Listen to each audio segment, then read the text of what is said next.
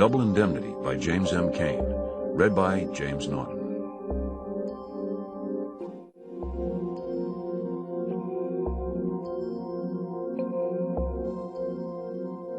Chapter 1. I drove out to Glendale to put 3 new truck drivers on a brewery company bond. And then I remembered this renewal over in Hollywoodland. I decided to run over there. That was how I came to this house of death that you've been reading about in the papers. It didn't look like a house of death when I saw it. It was just a Spanish house, like all the rest of them in California, with white walls, red tile roof, and a patio out to one side. It was built cockeyed. The garage was under the house, the first floor was over that, and the rest of it was spilled up the hill any way they could get it in. You climbed some stone steps to the front door, so I parked the car and went up there. A servant poked her head out. "Is Mr. Nerdlinger in?" "I don't know, sir. Who wants to see him?" "Mr. Huff. And what's the business?" "Personal." Getting in is the tough part of my job, and you don't tip what you came for till you get where it counts. "I'm sorry, sir, but they won't let me ask anybody in unless they say what they want." It was one of those spots you get in. If I said some more about personal, I'd be making a mystery of it, and that's bad. If I said what I really wanted, I'd be laying myself open for what every insurance agent dreads, that she would come back and say, "Not in." If I said I'd wait, I would be making myself look small, and that never helped the sale yet. To move this stuff, you gotta get in. Once you're in, they've got to listen to you, and you can pretty near rate an agent by how quick he gets to the family sofa with his hat on one side of him and his dope sheets on the other. "I see. I told Mr. Nerdlinger I'd drop in, but never mind, I'll see if I can make it some other time." It was true, in a way. On this automobile stuff, you always make it a point that you'll give a reminder on renewal, but I hadn't seen him for a year. I made it sound like an old friend, though, and an old friend that wasn't any too pleased at the welcome he got. It worked. She got a worried look on her face. "Well, come in, please." If I had used that juice trying to keep out, that might have got me somewhere. I pitched my hat on the sofa.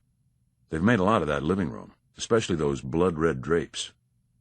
All I saw was a living room like every other living room in California, maybe a little more expensive than some, but nothing that any department store wouldn't deliver on one truck, lay out in the morning, and have the credit okay ready the same afternoon.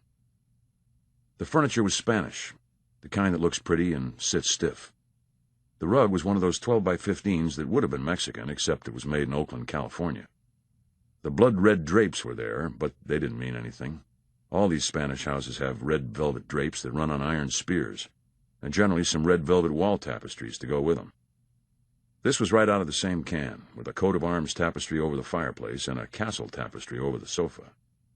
The other 2 sides of the room were windows and the entrance to the hall. "Yes?"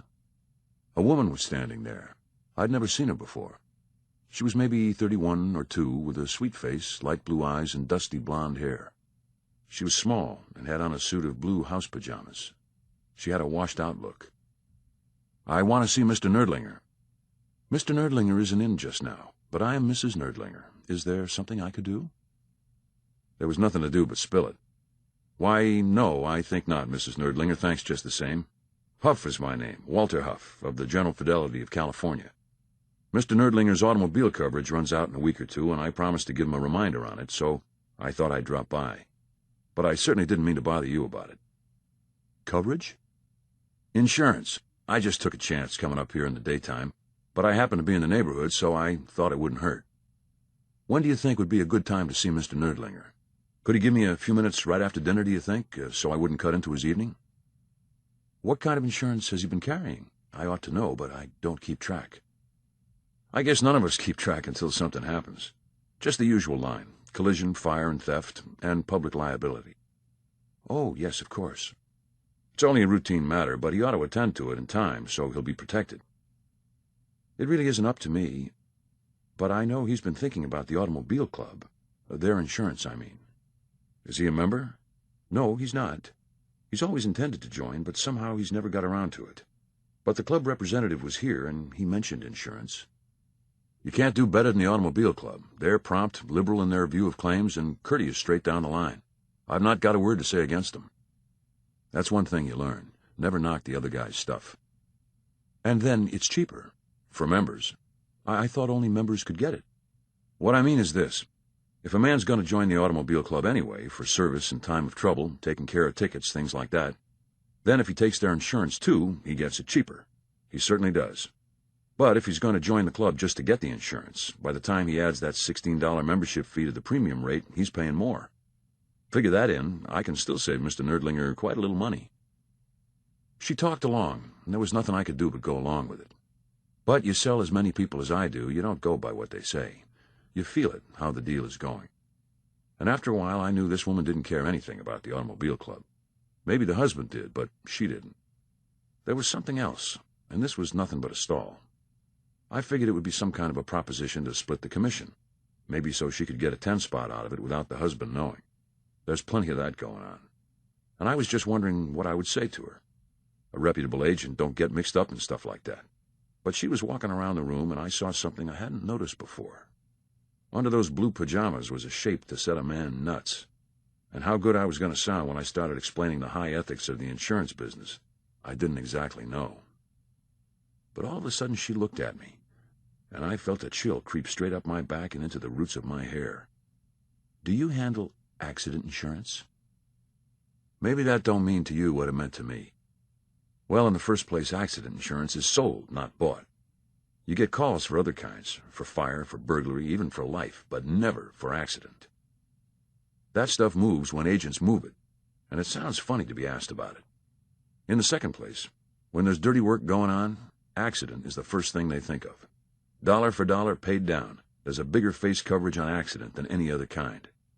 And it's the one kind of insurance that can be taken out without the insured knowing a thing about it. No physical examination for accident. On that, all they want is the money. And there's many a man walking around today that's worth more to his loved ones dead than alive, only he don't know it yet. We handle all kinds of insurance. She switched back to the automobile club, and I tried to keep my eyes off her, and couldn't. Then she sat down. "Would you like me to talk to Mr. Nerdlinger about this, Mr. Huff?" Why would she talk to him about his insurance instead of letting me do it? "That would be fine, Mrs. Nerdlinger." "It would save time." "Time's important. He ought to attend to this at once." But then she crossed me up. "After he and I have talked it over, then you can see him. Could you make it tomorrow night? Say 7:30? We'll be through dinner by then." "Tomorrow night'll be fine." "I'll expect you." I got in the car bawling myself out for being a fool just because a woman had given me one sidelong look. When I got back to the office, I found Keyes had been looking for me. Keyes is head of the claim department and the most tiresome man to do business with in the whole world. You can't even say today is Tuesday without he has to look on the calendar, and then check if it's this year's calendar or last year's calendar, and then find out what company printed the calendar, and then find out if their calendar checks with the World Almanac calendar. That amount of useless work you'd think it'd keep down his weight, but it don't. He gets fatter every year and more peevish, and he's always in some kind of a feud with other departments of the company, and does nothing but sit with his collar open and sweat and quarrel and argue until your head begins spinning around just to be in the same room with him. But he's a wolf on a phony claim. When I got in there, he got up and began to roar. It was a truck policy I had written about 6 months before, and the fellow had burned his truck up and tried to collect. I cut in on him pretty quick. "What are you beefing at me for? I remember that case. And I distinctly remember I clipped a memo to that application when I sent it through that I thought that fellow ought to be thoroughly investigated before we accepted the risk. I didn't like his looks, and I won't—" "Walter, I'm not beefing to you. I know you said he ought to be investigated. I've got your memo right here on my desk. That's what I wanted to tell you. If other departments of this company would show half the sense that you show—" "Oh." That would be like Keyes, that even when he wanted to say something nice to you, he had to make you sore first. "And get this, Walter. Even after they issued the policy, in plain disregard of the warning on your memo, and even with that warning still looking them in the face, day before yesterday when the truck burned, they'd have paid that claim if I hadn't sent a tow car up there this afternoon, pulled the truck out, and found a pile of shavings under the engine that proved it up on him that he started the fire himself." "Have you got him?" "Oh, he confessed. He's taking a plea tomorrow morning, and that ends it. But my point is that if you, just by looking at that man, could have your suspicions, why couldn't they—" "Oh, well, what's the use? I just wanted you to know it. I'm sending a memo to Norton about it. I think the whole thing is something the president of this company might very well look into. Though if you ask me, if the president of this company had more—" He stopped, and I didn't jog him. Keyes was one of the holdovers from the time of Old Man Norton, the founder of the company, and he didn't think much of young Norton, that took over the job when his father died. The way he told it, young Norton never did anything right, and the whole place was always worried for fear he'd pull them in on the feud.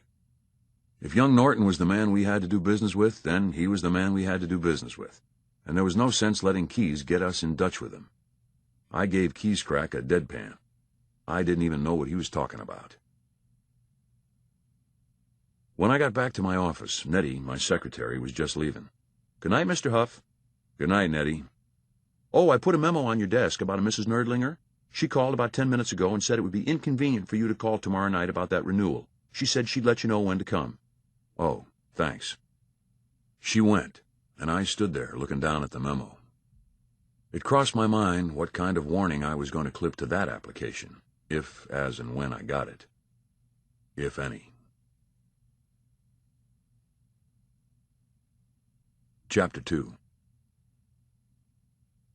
3 days later she called and left word I was to come at 3:30. She let me in herself. She didn't have on the blue pajamas this time. She had on a white sailor suit with a blouse that pulled tight over her hips, and white shoes and stockings. I wasn't the only one that knew about that shape. She knew about it herself, plenty. We went in the living room, and a tray was on the table. "Belle is off today, and I'm making myself some tea. Will you join me?" "Thank you, no, Mrs. Nerdlinger. I'll only be a minute. That is, if Mr. Nerdlinger's decided to renew. I supposed he had when you sent for me." Because it came over me that I wasn't surprised that Belle was off, and that she was just making herself some tea. And I meant to get out of there, whether I took the renewals with me or not. "Oh, have some tea. I like tea. It makes a break in the afternoon." "You must be English." "No, native Californian." "You don't see many of them." "Most Californians were born in Iowa." "I was myself." "Think of that." The white sailor suit did it. I sat down. "Lemon?" "No, thanks." "Two?" "No sugar, just straight." "No sweet tooth?" She smiled at me, and I could see her teeth. They were big and white, and maybe a little buck. "I do a lot of business with the Chinese. They've got me out of the American way of drinking tea." "I love the Chinese. Whenever I make chow mein, I buy all the stuff at the same place near the park. Mr. Ling, do you know him?" "Known him for years." "Oh, you have?" Her brow wrinkled up, and I saw there was nothing washed out about her. What gave her that look was a spray of freckles across her forehead. She saw me looking at them. "I believe you're looking at my freckles." "Yes, I was. I like them." "I don't." "I do." "I always used to wear a turban around my forehead when I went out in the sun, but so many people began stopping by asking to have their fortunes told that I had to stop it." "You don't tell fortunes." "No, it's one California accomplishment I never learned." "Anyway, I like the freckles." She sat down beside me, and we talked about Mr. Ling. Now, Mr. Ling wasn't anybody but a Chinese grocery dealer that had a city hall job on the side, and every year we had to bond him for $2,500. But you'd be surprised what a swell guy he turned out to be when we talked about him. After a while, though, I switched to insurance. "Well, how about those policies?" "He's still talking about the automobile club, but I think he's going to renew with you." "I'm glad of that."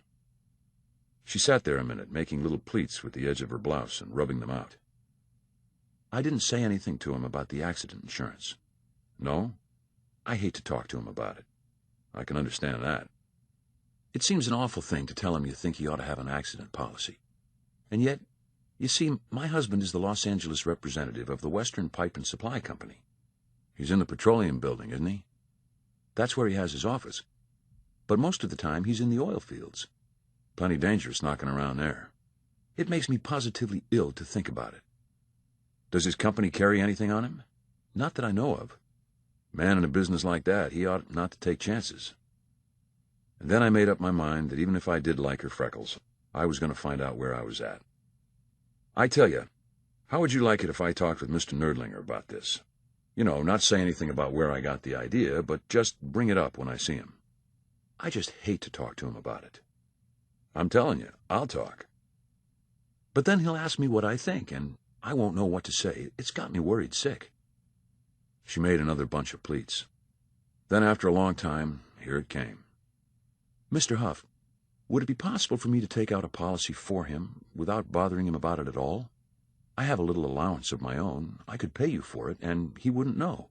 But just the same, all this worry would be over.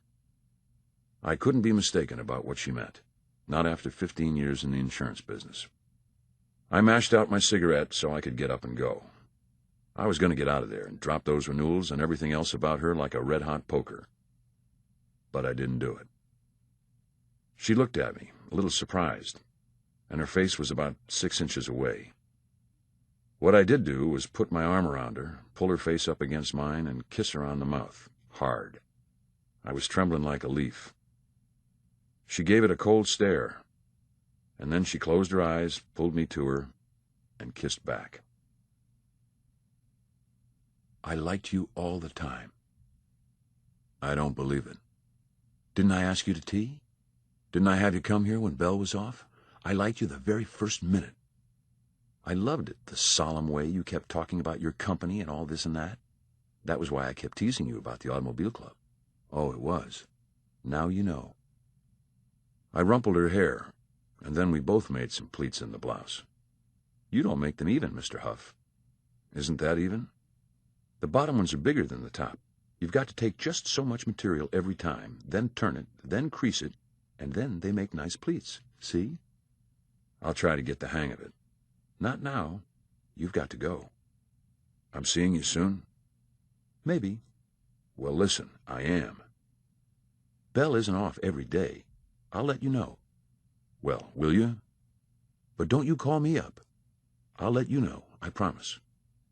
All right, then. Kiss me goodbye. Goodbye. I live in a bungalow in the Los Feliz Hills. Daytime, I keep a Filipino houseboy, but he don't sleep there. It was raining that night, so I didn't go out. I lit a fire and sat there, trying to figure out where I was at. I knew where I was at, of course. I was standing right on the deep end, looking over the edge, and I kept telling myself to get out of there and get quick and never come back. But that was what I kept telling myself. What I was doing was peeping over that edge, and all the time I was trying to pull away from it, there was something in me that kept edging a little closer, trying to get a better look. A little before 9, the bell rang. I knew who it was as soon as I heard it. She was standing there in a raincoat and a little rubber swimming cap, with the raindrops shining over her freckles. When I got her peeled off, she was in sweater and slacks, just a dumb Hollywood outfit, but it looked different on her. I brought her to the fire and she sat down. I sat down beside her. "How did you get my address?" It jumped out at me, even then, that I didn't want her calling my office asking questions about me. Phone book. Surprised? No. Well, I like that. I never heard such conceit. Your husband out? Long Beach. They're putting down a new well, 3 shifts. He had to go down. So I hopped on a bus. I think you might say you're glad to see me. Great place, Long Beach. I told Lola I was going to a picture show. Who's Lola? My stepdaughter. Young? 19. Well, are you glad to see me? Yeah, sure. Why? Wasn't I expecting you? We talked about how wet it was out, and how we hoped it didn't turn into a flood, like it did the night before New Year's 1934, and how I would run her back in the car. Then she looked in the fire a while. I lost my head this afternoon. Not much. A little. You sorry? A little. I've never done that before, since I've been married. That's why I came down. You act like something really happened. Something did. I lost my head. Isn't that something? Well, so what? I just wanted to say... You didn't mean it. No, I did mean it. If I hadn't meant it, I wouldn't have had to come down. But I do want to say that I won't ever mean it again. You sure? Quite sure. We ought to try and see. No, please. You see, I love my husband. More here lately than ever. I looked into the fire a while then. I ought to quit, while the quitting was good. I knew that. But that thing was in me, pushing me still closer to the edge. And then I could feel it again, that she wasn't saying what she meant. It was the same as it was that first afternoon I met her, but there was something else besides what she was telling me. And I couldn't shake it off, that I had to call it on her. Why here lately? Oh, worry? You mean that down in the oil fields, some rainy night, a crown block is going to fall on him? Please don't talk like that. But that's the idea. Yes. I can understand that, especially with this setup. I don't quite know what you mean. What setup? Why, a crown block will. Will what? Fall on him? Please, Mr. Huff, I asked you not to talk like that. It's not a laughing matter. It's got me worried sick. What makes you say that? You're going to drop a crown block on him. What? Well, you know, maybe not a crown block, but something. Something that's accidentally on purpose going to fall on him, and then he'll be dead. It nailed her between the eyes, and they flickered. It was a minute before she said anything. She had to put on an act, and she was caught by surprise, and she didn't know how to do it. Are you joking? No. You must be, or you must be crazy. Why, I never heard of such a thing in my life. I'm not crazy, and I'm not joking. And you've heard of such a thing in your life, because it's all you've thought of since you met me, and it's what you came down here for tonight. I'll not stay here and listen to such things. Okay, I'm going. Okay, I'm going this minute. Okay. So I ran away from the edge, didn't I? And socked it into her so she knew what I meant, and left it so we could never go back to it again. I did not. That's what I tried to do. I never even got up when she left. I didn't help her on with her things. I didn't drive her back. I treated her like I would treat an alley cat. But all the time, I knew it would be still raining the next night, that they would still be drilling at Long Beach, that I would light the fire and sit by it, that a little before 9 the doorbell would ring. She didn't even speak to me when she came in. We sat by the fire at least 5 minutes before either one of us said anything. Then she started it. How could you say such things as you said to me last night? Because they're true. That's what you're going to do. Now, after what you've said? Yes, after what I've said. But Walter, that's what I've come for again tonight. I've thought it over. I realize that there have been 1 or 2 things I've said that could give you a completely wrong impression. In a way, I'm glad you warned me about them, because I might have said them to somebody else without knowing the construction that could be put upon them. But now that I do know, you must surely see that anything of that sort must be out of my mind forever. That meant she'd spent the whole day sweating blood for fear I would warn the husband or start something somehow. I kept on with it. You called me Walter. What's your name? Phyllis. Phyllis, you seem to think that because I can call it on you, you're not going to do it. You are going to do it, and I'm going to help you. You? I caught her by surprise again, but she didn't even try to put on an act this time. Why, I couldn't have anybody help me. It would be impossible. You couldn't have anybody help you? Well, let me tell you something. You had better have somebody help you. It would be nice to pull it off yourself all alone, so nobody knew anything about it. It sure would. The only trouble with that is you can't.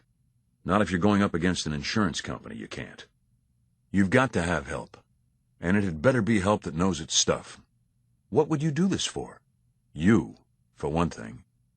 What else? Money. You mean you would betray your company and help me do this for me, and the money we could get out of it? I mean just that. And you better say what you mean, because when I start, I'm going to put it through, straight down the line, and there won't be any slips. But I've got to know where I stand. You can't fool with this. She closed her eyes, and after a while she began to cry. I put my arm around her and patted her. It seemed funny after what we had been talking about that I was treating her like some child that had lost a penny. Please, Walter, don't let me do this. We can't. It's simply insane. Yes, it's insane. We're going to do it. I can feel it. I, too. I haven't any reason. He treats me as well as a man can treat a woman. I don't love him, but he's never done anything to me. But you're going to do it. Yes, God help me. I'm going to do it. She stopped crying and lay in my arms for a while without saying anything. Then she began to talk almost in a whisper. He's not happy. He'll be better off dead. Yeah? That's not true, is it? Not from where he sits, I don't think. I know it's not true. I tell myself it's not true. But there's something in me. I don't know what. Maybe I'm crazy. But there's something in me that loves death. I think of myself as death sometimes.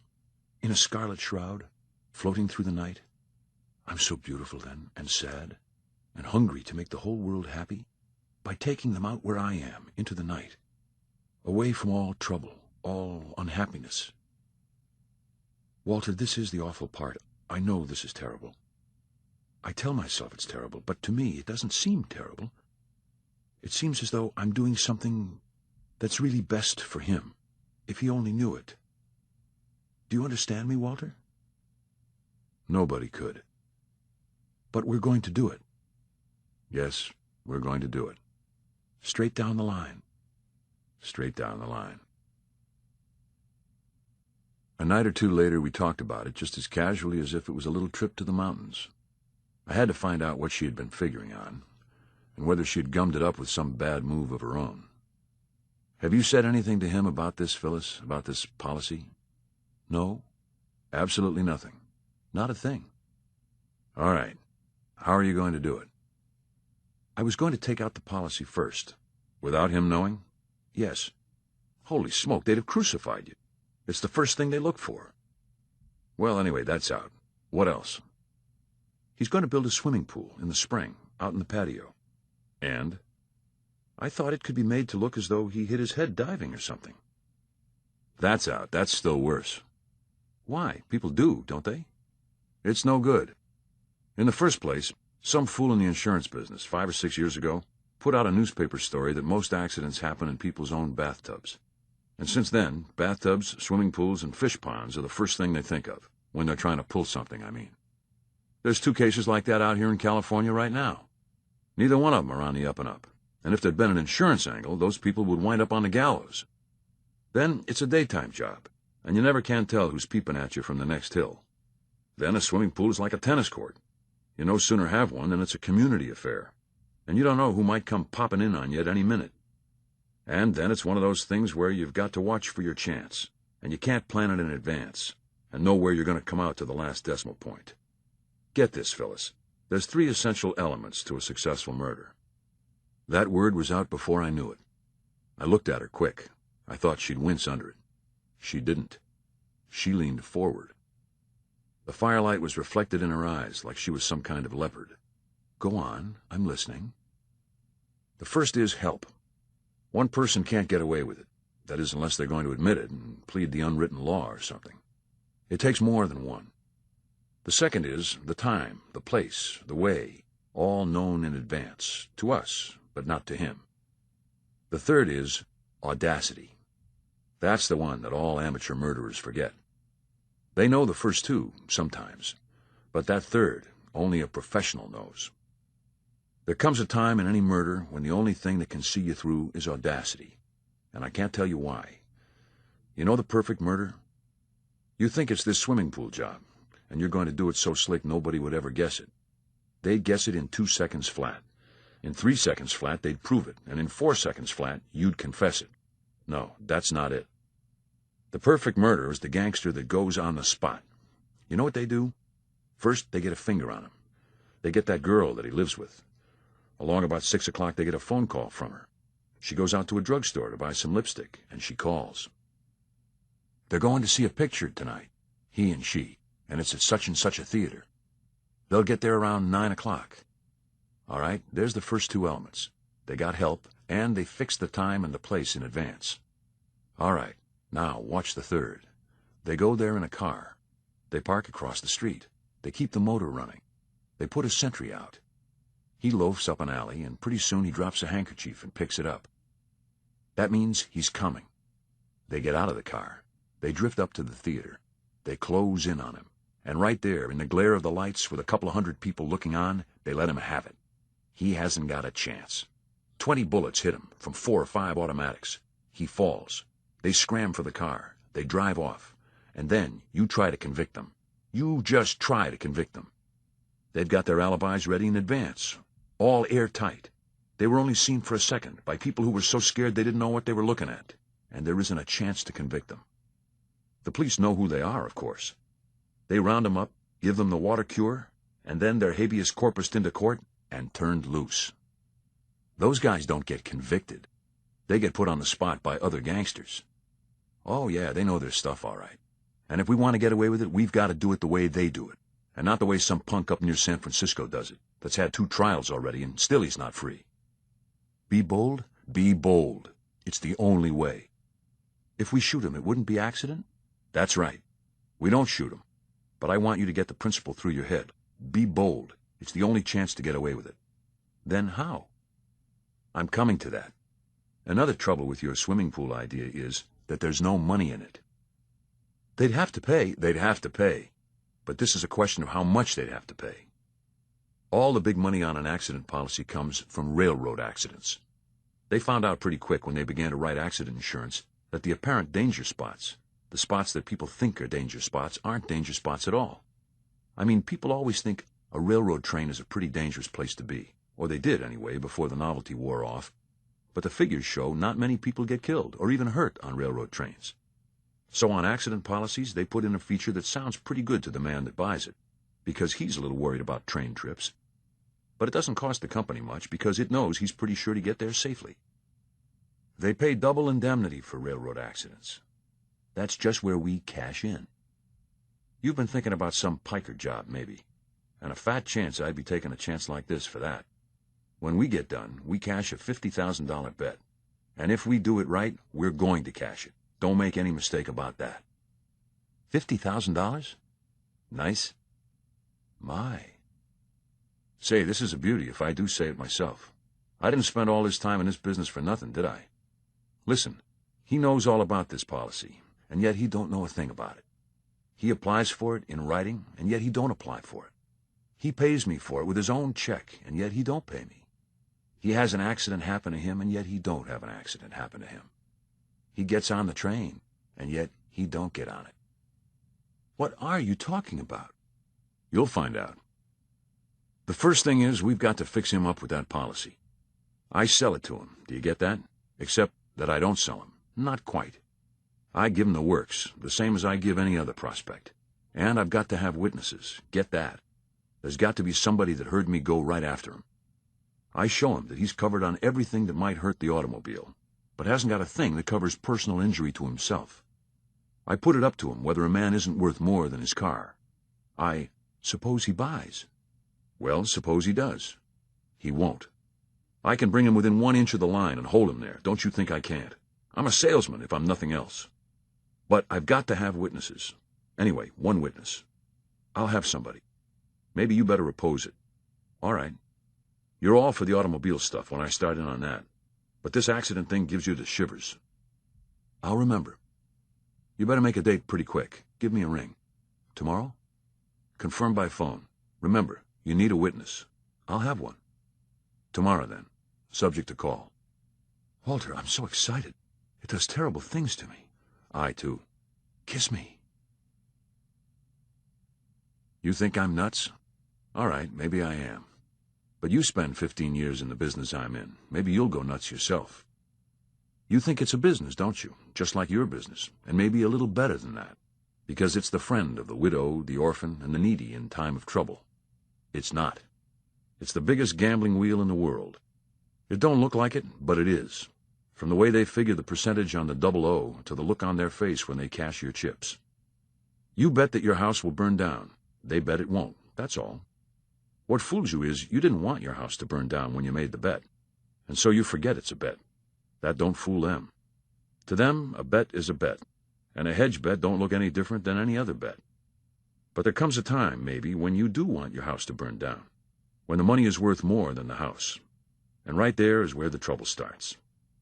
They know there's just so many people out there that are out to crook that wheel, and that's when they get tough. They've got their spotters out there. They know every crooked trick there is, and if you want to beat them, you had better be good. So long as you're honest, they'll pay you with a smile, and you may even go home thinking it was all in a spirit of good, clean fun. But start something, and then you'll find out. All right, I'm an agent. I'm a croupier in that game. I know all their tricks. I lie awake nights thinking up tricks, so I'll be ready for them when they come at me. And then one night I think up a trick, and get to thinking I could crook the wheel myself if I could only put a plant out there to put down my bet. That's all. When I met Phyllis, I met my plant. If that seems funny to you, that I would kill a man just to pick up a stack of chips, it might not seem so funny if you were back of that wheel instead of out front. I had seen so many houses burned down, so many cars wrecked, so many corpses with blue holes in their temples, so many awful things that people had pulled to crook the wheel, that stuff didn't seem real to me anymore. If you don't understand that, go to Monte Carlo or some other place where there's a big casino. Sit at a table and watch the face of the man that spins the little ivory ball. After you've watched it a while, ask yourself how much he would care if you went out and plugged yourself in the head. His eyes might drop when he heard the shot, but it wouldn't be from worry whether you lived or died. It would be to make sure you didn't leave a bet on the table that he would have to cash for your estate. No, he wouldn't care. Not that baby.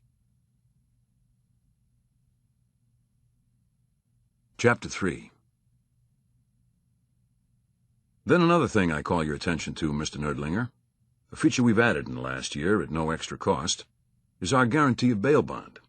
We furnish you a card, and all you have to do in case of accident where you're held responsible, or in any traffic case where the police put you under arrest, is to produce that card, and if it's a bailable offense, it automatically procures your release. The police take up the card. That puts us on your bond, and you're free until your case comes up for trial. Since that's one of the things the Automobile Club does for members, and you're thinking about the Automobile Club, I've pretty well given that idea up. Well then, why don't we fix this thing up right now? I've pretty well outlined what we do for you. I guess we might as well. Then if you'll sign these applications, you'll be protected until the new policies are issued, which will be in about a week. But there's no use your paying for a whole week's extra insurance. There's for the collision, fire, and theft. There's for the public liability. And if you don't mind sticking your name on these two, they're the agent's copies, and I keep them for my files. Here, right on the dotted line. He was a big, blocky man, about my size, with glasses, and I played him exactly the way I figured to. As soon as I had the applications, I switched to accident insurance. He didn't seem much interested, so I made it pretty stiff. Phyllis cut in that the very idea of accident insurance made her shiver, and I kept on going.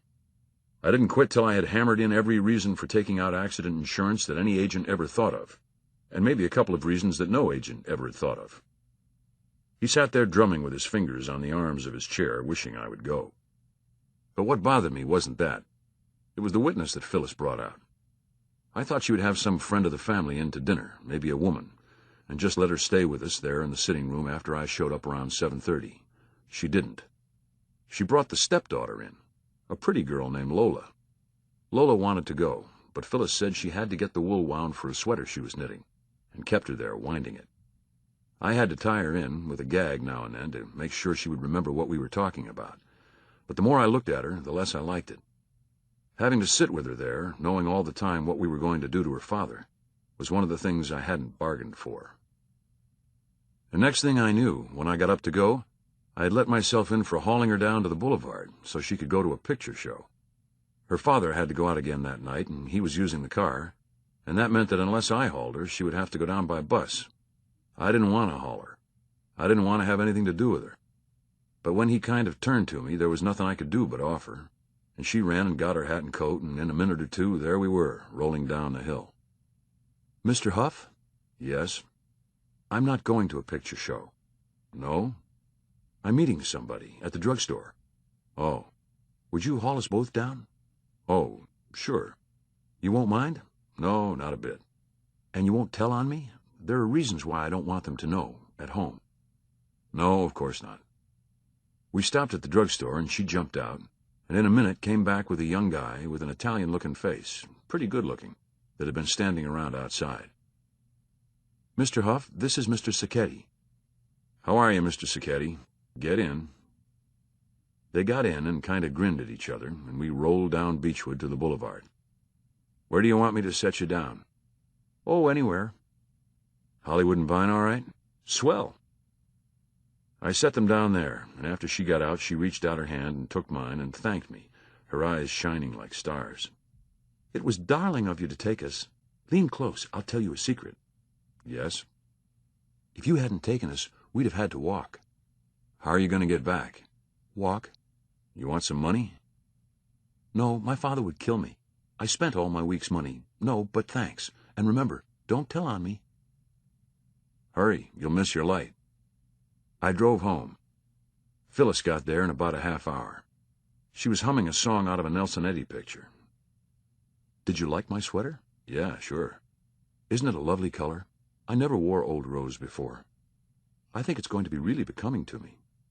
It's going to look all right. Where did you leave Lola? On the boulevard. Where did she go? I didn't notice. Was there somebody waiting for her? Not that I saw. Why? I was just wondering. She's been going around with a boy named Sacchetti, a perfectly terrible person. She's been forbidden to see him. He wasn't on deck tonight. Anyway, I didn't see him. Why didn't you tell me about her? Well, you said have a witness. Yeah, but I didn't mean her.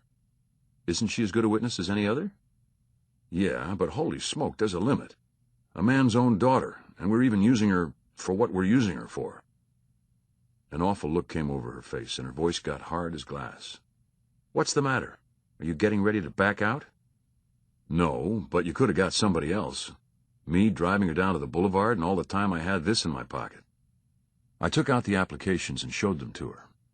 One of those agent's copies was an updated application for a $25,000 personal accident policy, with double indemnity straight down the line for any disability or death incurred on a railroad train.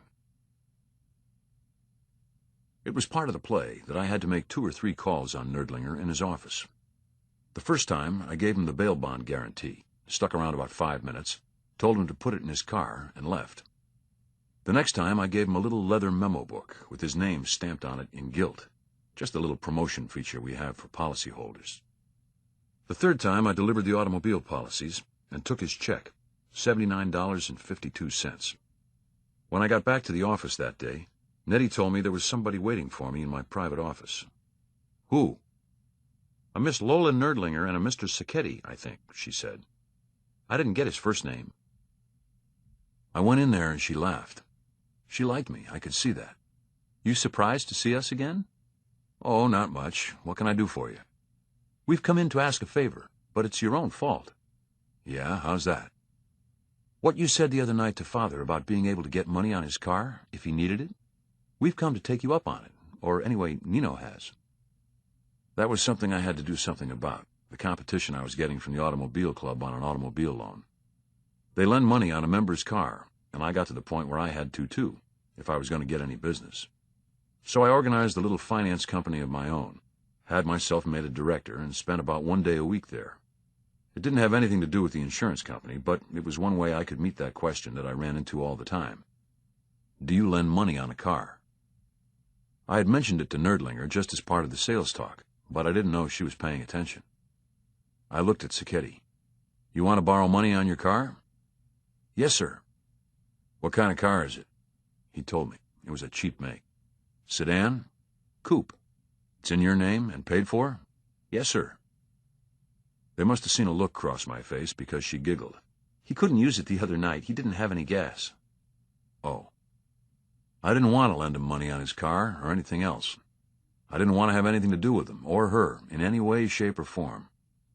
I lit a cigarette and sat there a minute. You sure you want to borrow money on this car? Because if you're not working now, what I mean, if you don't absolutely see your way clear to pay it back, it's a sure way to lose it. The whole second-hand car business depends on people that thought they could pay a small loan back and couldn't. She looked at me very solemnly. It's different with Nino. He isn't working, but he doesn't want this loan just to have money to spend. You see, he's done all his work for his SCD and... Where? USC. What in? Chemistry.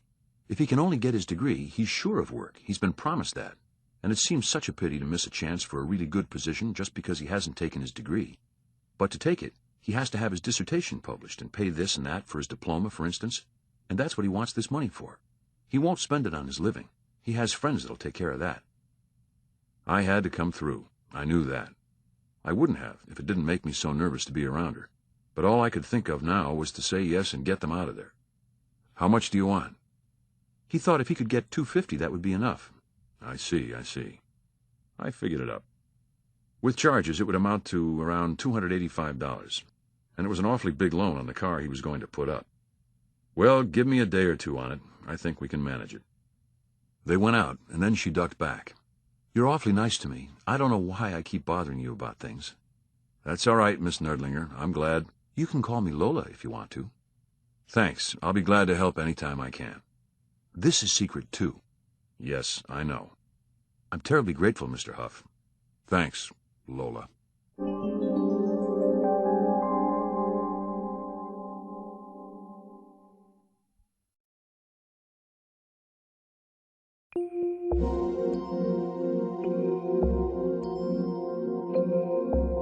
The accident policy came through a couple of days later. That meant I had to get his check for it and get it right away so the dates would correspond. You understand, I wasn't going to deliver the accident policy to him. That would go to Phyllis, and she would find it later in his safe deposit box. And I wasn't going to tell him anything about it. Just the same, I had to get his check in the exact amount of the policy, so later on, when they checked up his stubs and his canceled checks, they would find he had paid for it himself. That would check with the application in our files, and it would also check with those trips I had made to his office, if they put me on the spot. I went in on him pretty worried, shut the door on his secretary, and got down to brass tacks right away. Mr. Nerdlinger, I'm in a hole, and I'm wondering if you'll help me out. Well, I don't know. What is it? He was expecting a touch, and I wanted him to be expecting a touch. It's pretty bad. Suppose you tell me. I've charged you too much for your insurance, for that automobile stuff. He burst out laughing. Is that all? I thought you wanted to borrow money. Oh, no, nothing like that. It's worse from my point of view. Do I get a refund? Why, sure. Then it's better, from my point of view. It isn't as simple as that. This is the trouble, Mr. Nerdlinger.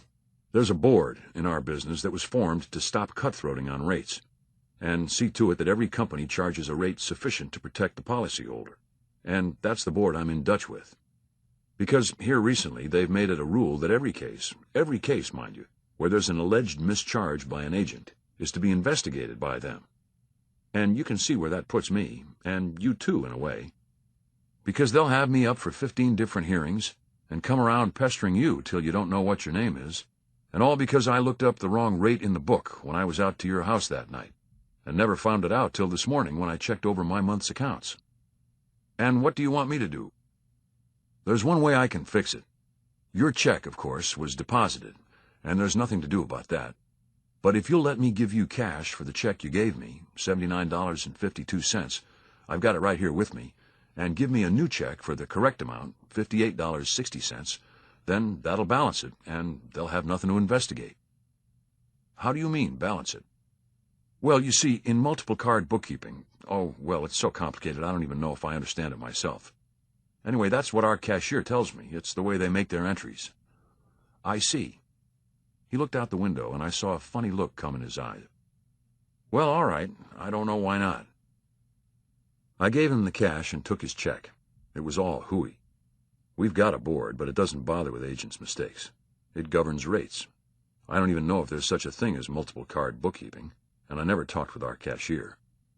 I just figured that when you offer a man about $20 more than he thought he had when you came in, he wouldn't ask too many questions about why you offer it to him. I went to the bank. I deposited the check. I even knew what he wrote on his stub. It just said, insurance. I had what I wanted. It was the day after that Lola and Sacchetti came in for their loan. When I handed them the check, she did a little dance in the middle of the floor. You want a copy of Nino's dissertation? Why, I'd love it. It's called The Problem of Colloids in the Reduction of Low-Grade Gold Ores. I'll look forward to it. Liar, you won't even read it. I'll read as much as I can understand. Anyway, you'll get a signed copy. Thanks. Goodbye. Maybe you're rid of us for a while. Maybe. Chapter 4. All this, what I've been telling you, happened in late winter, along the middle of February. Of course, in California, February looks like any other month. But anyway, it would have been winter anywhere else. From then on, all through the spring, believe me, I didn't get much sleep. You start on something like this, and if you don't wake up plenty of times in the middle of the night dreaming they got you for something you forgot, you've got better nerves than I've got. Then there were things we couldn't figure out, like how to get on a train. That was tough, and if we didn't have a piece of luck, maybe we never would have put it over. There's plenty of people out here that have never been inside a train, let alone taken a ride on one. They go everywhere by car. That was how he traveled, when he traveled, and how to make him use a train just once. That was something that gave us a headache for quite some time. We got a break on one thing, though, that I had sweated over plenty. That was the funny look that came over his face when I got that check. There was something back of it, I knew that. And if it was something his secretary was in on, and especially if he went out after I left and made some crack to the secretary about getting $20 he didn't expect, it would look plenty bad later, no matter what kind of story I made up. But that wasn't it. Phyllis got the lowdown on it, and it startled me how pretty it broke for us. He charged his car insurance to his company under expenses, and his secretary had already entered it when I came along with my proposition. She had not only entered it, but if he went through with what I wanted, he still had his canceled check to show for it, the first one, I mean. All he had to do was keep his mouth shut to the secretary, and he could put his $20 profit in his pocket, and nobody would be the wiser. He kept his mouth shut. He didn't even tell Lola, but he had to brag to somebody how smart he was, so he told Phyllis. Another thing that worried me was myself. I was afraid my work would fall off, and they'd begin talking about me in the office, wondering why I'd begun to slip. That wouldn't do me any good, later I mean, when they began to think about it. I had to sell insurance while this thing was cooking, if I never sold it before. I worked like a wild man. I saw every prospect there was the least chance of selling, and how I high-pressured them was a shame. Believe it or not, my business showed a 12% increase in March. It jumped 2% over that in April, and in May, when there's a lot of activity in cars, it went to 7% over that. I even made a hookup with a big syndicate of second-hand dealers for my finance company, and that helped. The books didn't know anything to tell on me. I was the candy kid in both offices that spring. They were all taking off their hats to me. He's going to his class reunion at Palo Alto. When? June, in about 6 weeks. That's it. That's what we've been waiting for. But he wants to drive. He wants to take the car, and he wants me to go with him. He'll raise an awful fuss if I don't go. Yeah? Listen, don't give yourself airs. I don't care if it's a class reunion or just down to the drugstore. A man would rather go alone than with a wife. He's just being polite. You talk like you're not interested in his class reunion, and he'll be persuaded. He'll be persuaded so easy you'll be surprised. Well, I like that. You're not supposed to like it, but you'll find out. That was how it turned out. But she worked on him a whole week, and she couldn't change him on the car. He says he'll have to have it, and there'll be a lot of things he'll want to go to, picnics and things like that. And if he doesn't have it, he'll have to hire one. Besides, he hates trains. He gets train sick. Can you put on an act? I did. I put on all the act I dare put, and he still won't budge. I put on such an act that Lola is hardly speaking to me anymore. She thinks it's selfish of me. I can try again, but... Holy smoke, no. I could do this. The day before he's to start, I could bang the car up, mess up the ignition or something, so it had to go in the shop. Then he'd have to go by train. Nothing like it. Nothing even a little bit like it. In the first place, if you've already put on an act, they'll smell something. And believe me, Lola will be hard to talk down later. In the second place, we need the car. We need it? It's essential. I still don't know what we're going to do. You'll know. You'll know in plenty of time. But we've got to have the car. We've got to have 2 cars, yours and mine. Whatever you do, don't pull any monkey business with the car. That car's got to run. It's got to be in perfect shape. Hadn't we better give up the train idea? Listen, it's the train or we don't do it. Well, my goodness, you don't have to snap at me. Just pulling off some piker job, that don't interest me. But this, hitting it for the limit, that's what I go for. It's all I go for. I was just wondering. Quit wondering. 2 or 3 days later was when we had our piece of luck. She called me at the office around 4 in the afternoon. Walter? Yes. Are you alone? Is it important? Yes, terribly. Something has happened. I'll go home. Call me there in a half hour. I was alone, but I don't take chances on a phone that runs through a switchboard. I went home, and the phone rang a couple of minutes after I got there. The Palo Alto trip is off. He's broken his leg. What? I don't even know how he did it yet. He was holding a dog or something, a neighbor's dog that was chasing a rabbit and slipped and fell down. He's in the hospital now. Lola's with him. They'll be bringing him home in a few minutes. I guess that knocks it in the head. I'm afraid so. I was at dinner before it came to me that instead of knocking it in the head, maybe this fixed it up perfect. I walked 3 miles around the living room wondering if she'd come that night before I heard the bell ring. I've only got a few minutes. I'm supposed to be on the boulevard buying him something to read. I could cry. Who ever heard of such a thing? Listen, Phyllis, never mind that. What kind of break has he got? I mean, is it bad?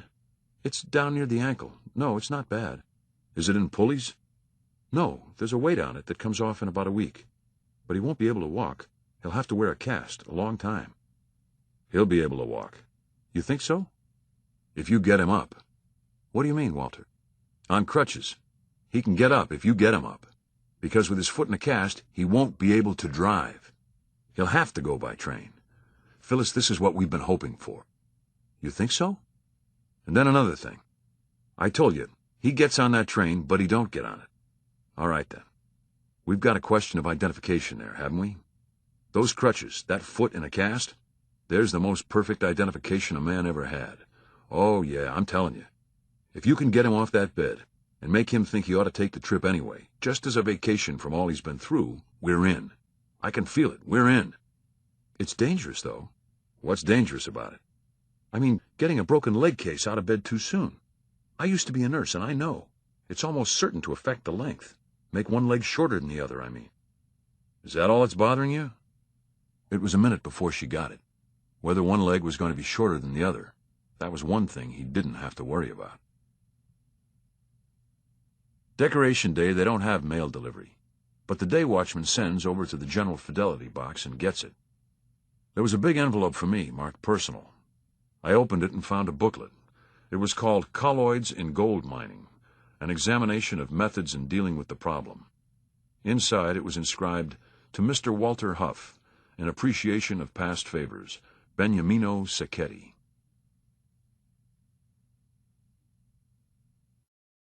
Chapter 5. His train was to leave at 9:45 at night. Around 4 o'clock, I drove down to San Pedro Street and talked employer's liability to the manager of a wine company. There wasn't a chance of landing him until August, when the grapes came in and his plant opened up, but I had a reason. He explained why he wasn't ready to do business yet, but I put on an act and went back to the office. I told Nettie I thought I had a real prospect and to make out a card for him. The card automatically gave the date of the first call, and that was what I wanted. I signed a couple of letters, and around 5:30 I left.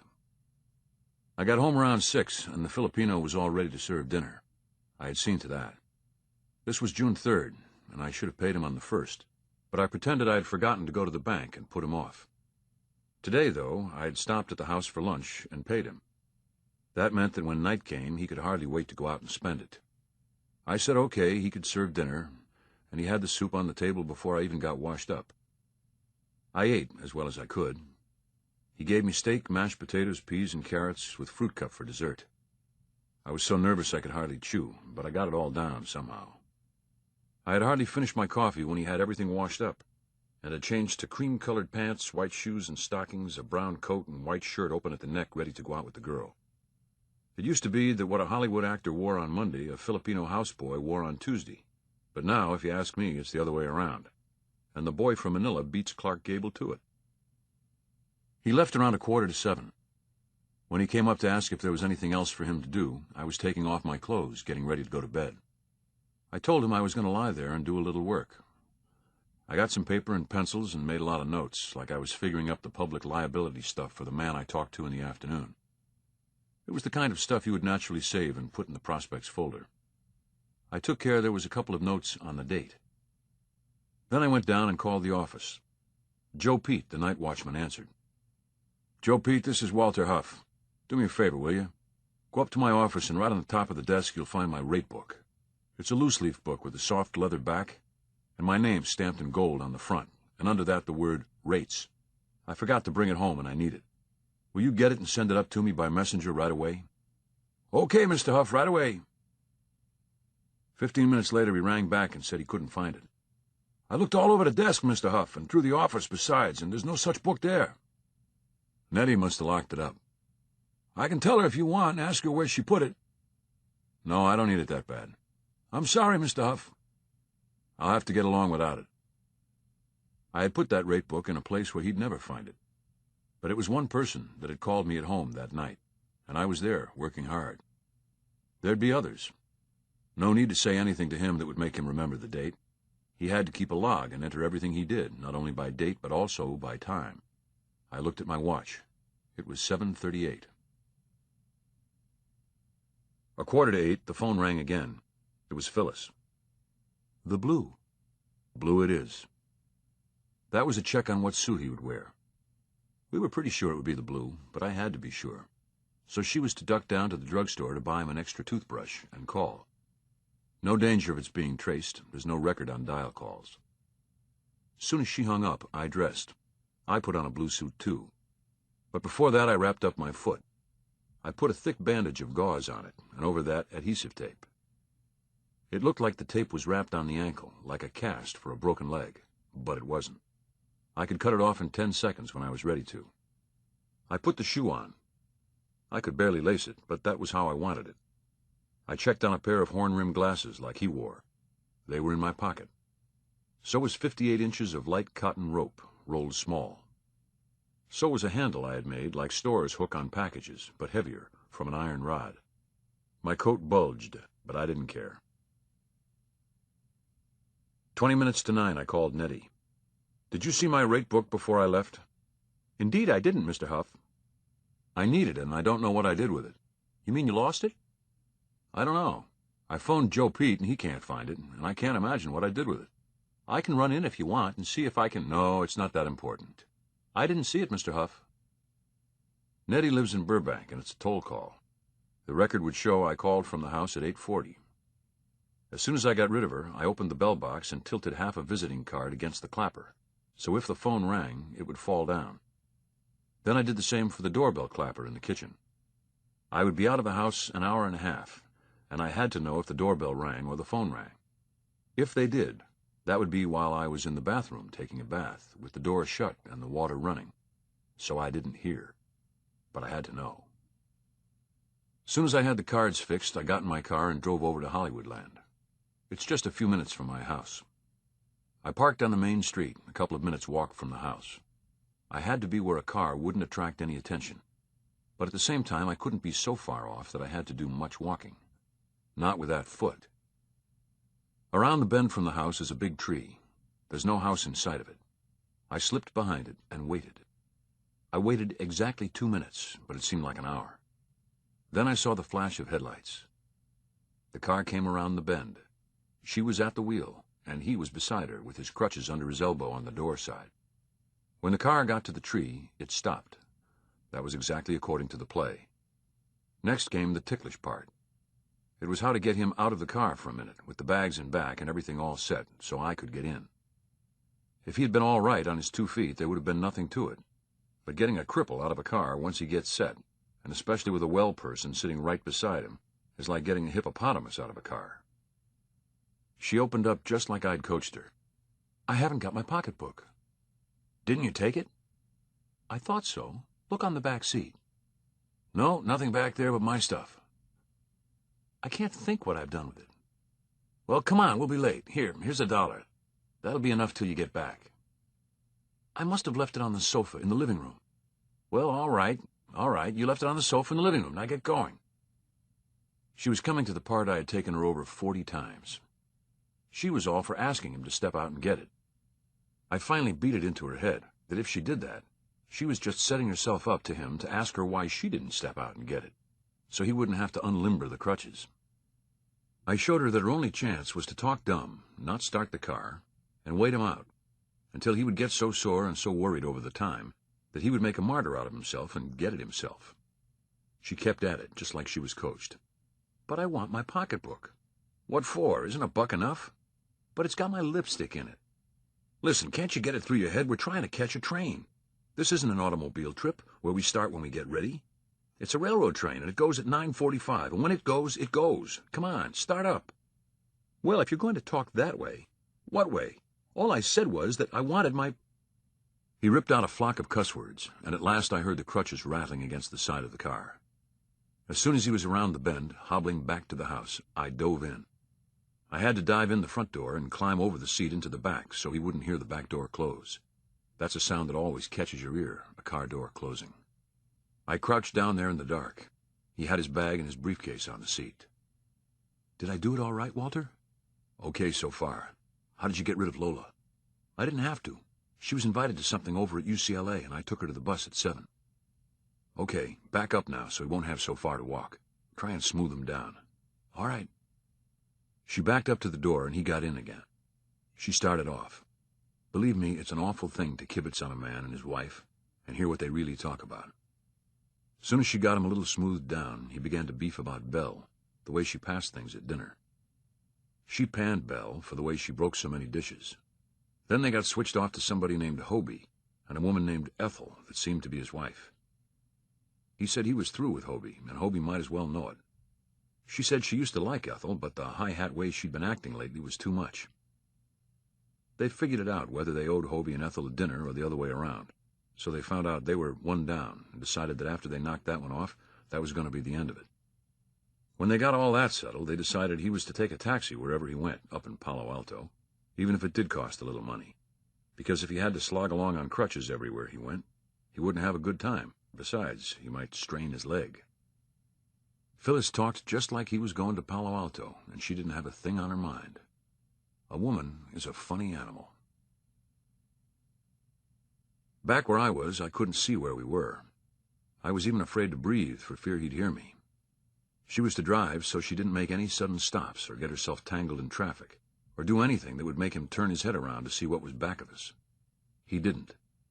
He had a cigar in his mouth and lay back in the seat smoking it. After a while, she gave 2 sharp raps on the horn.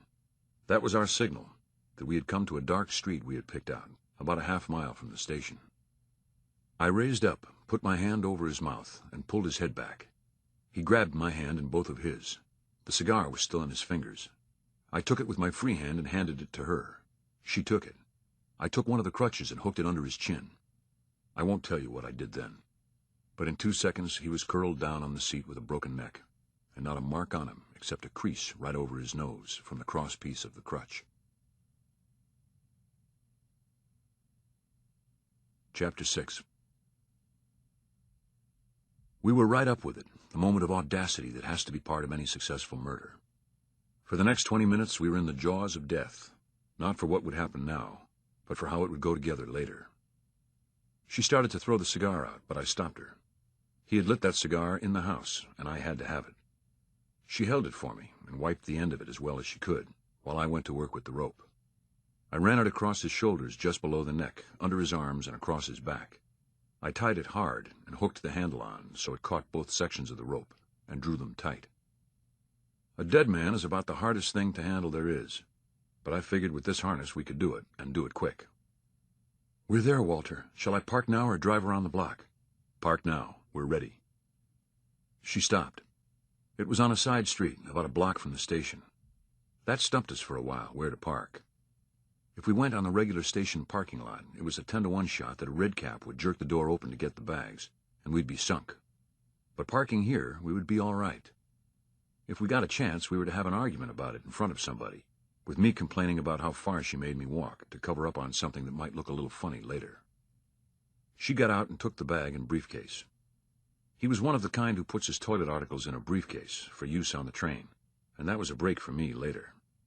I wound up all windows, took the crutches, and got out. She locked the car.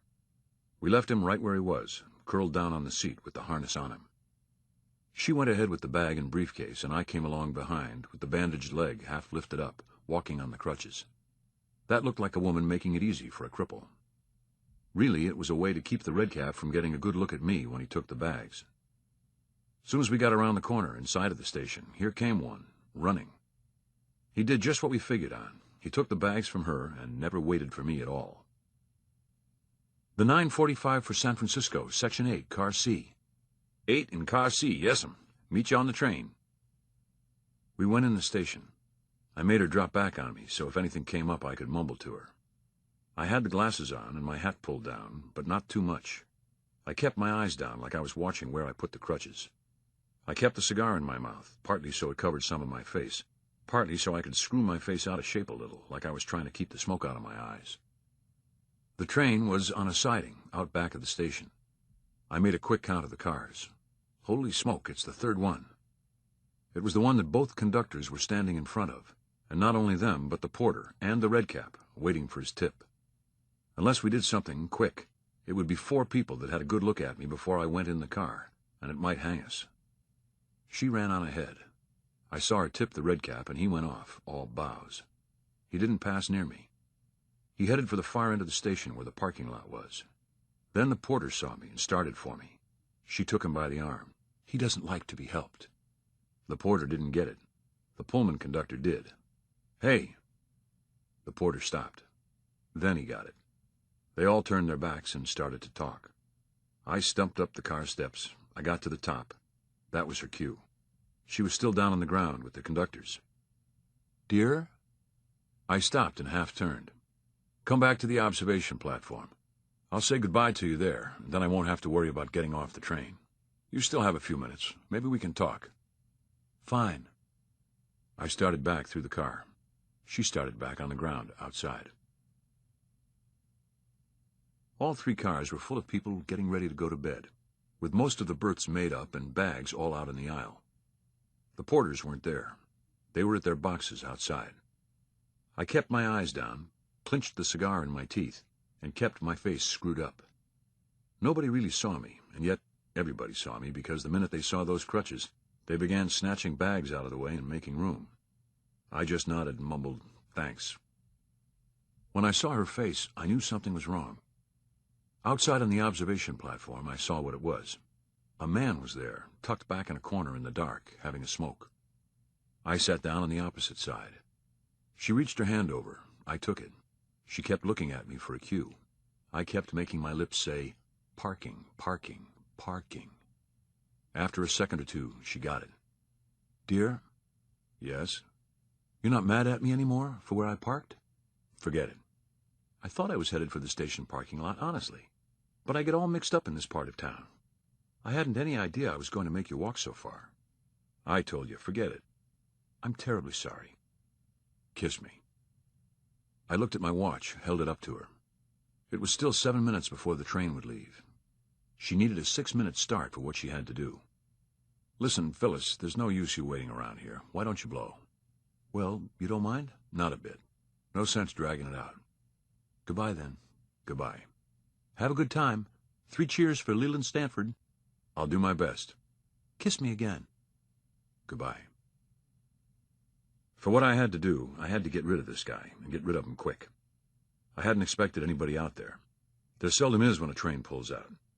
I sat there trying to think of something. I thought he might leave when he finished his cigarette, but he didn't.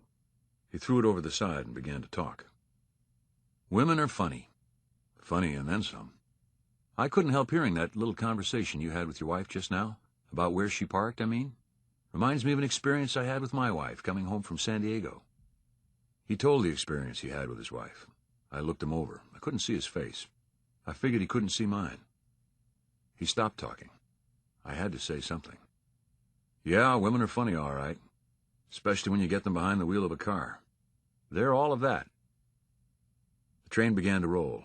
It crawled through the outskirts of Los Angeles, and he kept on talking. Then an idea came to me. I remembered I was supposed to be a cripple, and began feeling through my pockets. You lose something? My ticket. I can't find it. Say, I wonder if I've got my ticket. Yep, here it is. You know what I bet she did?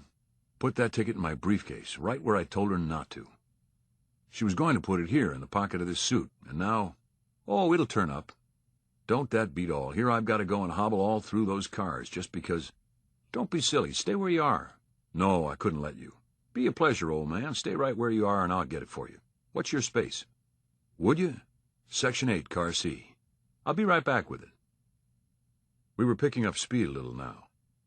My mark was a dairy sign about a quarter of a mile from the track. We came in sight of it, and I lit my cigar. I put my crutches under one arm, threw my leg over the rail, and let myself down. One of the crutches hit the ties and spun me, so I almost fell. I hung on. When we came square abreast of the sign, I dropped off. Chapter 7. There's nothing so dark as a railroad track in the middle of the night. The train shot ahead, and I crouched there, waiting for the tingle to leave my feet. I had dropped off the left side of the train, into the footpath between the tracks, so there wouldn't be any chance I could be seen from the highway. It was about 200 feet away. I stayed there on my hands and knees, straining to see something on the other side of the tracks. There was a dirt road there that gave entry to a couple of small factories further back.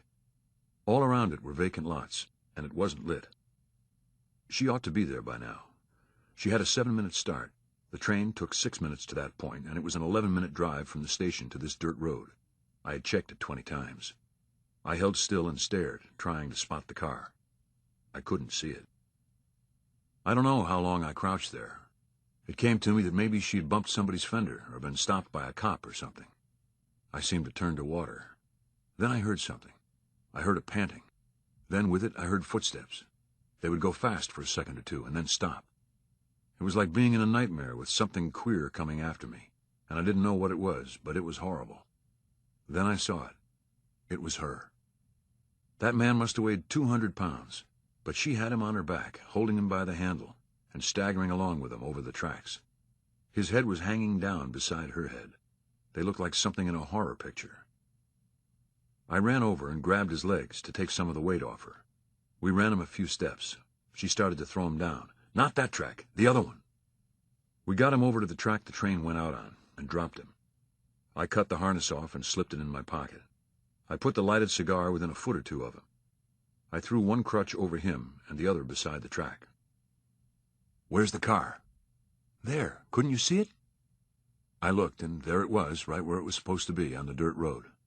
"We're done. Let's go."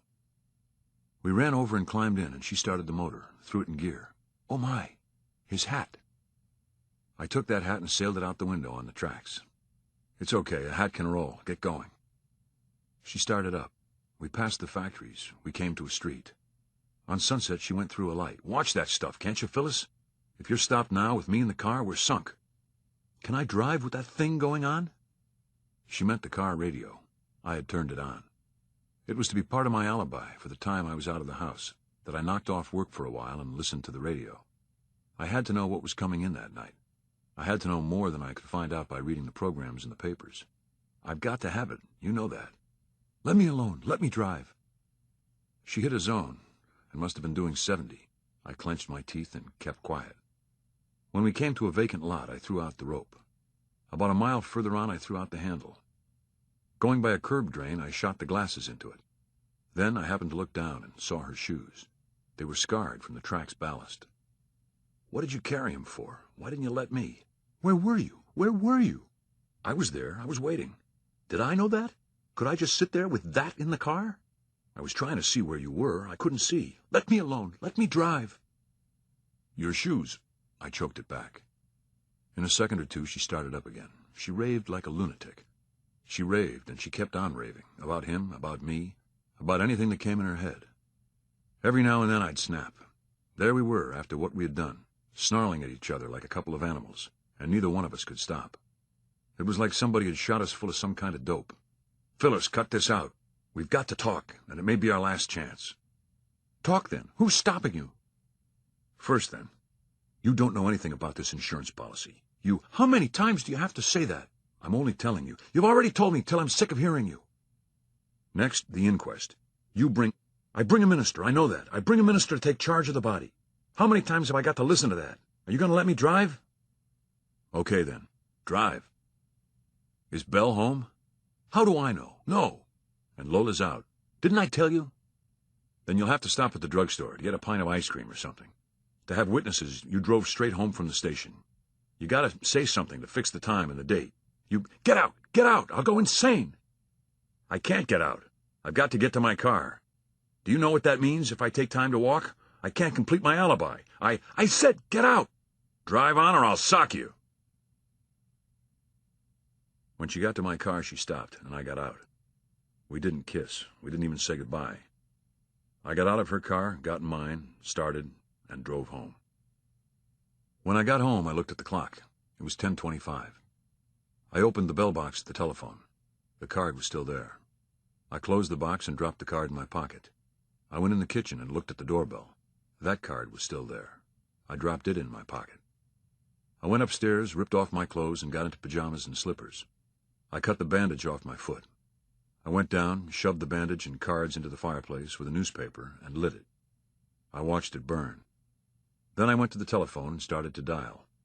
I still had one callback to get, to round out the late part of my alibi. I felt something like a drawstring pull in my throat, and a sob popped out of me. I clapped the phone down. It was getting me. I knew I had to get myself under some kind of control. I swallowed a couple of times. I wanted to make sure of my voice, that it would sound okay. A dumb idea came to me that maybe if I would sing something, that would make me snap out of it. I started to sing The Isle of Capri. I sang about 2 notes, and it swallowed into a kind of wail. I went in the dining room and took a drink. I took another drink. I started mumbling to myself, trying to get so I could talk. I had to have something to mumble. I thought of the Lord's Prayer. I mumbled that a couple of times. I tried to mumble it another time and couldn't remember how it went. When I thought I could talk, I dialed again. It was 10:48. I dialed Ike Schwartz. That's another salesman with General. Ike, do me a favor, will you? I'm trying to figure out a proposition on a public liability bond for a wine company to have it ready for them tomorrow morning, and I'm going nuts. I came off without my rate book. Joe Pete can't find it, and I'm wondering if you'll look up what I want in yours. You got it with you? Sure, be glad to. I gave him the dope. He said give him 15 minutes and he'd call back. I walked around digging my fingernails into my hands, trying to hold on to myself. The drawstring began to jerk on my throat again.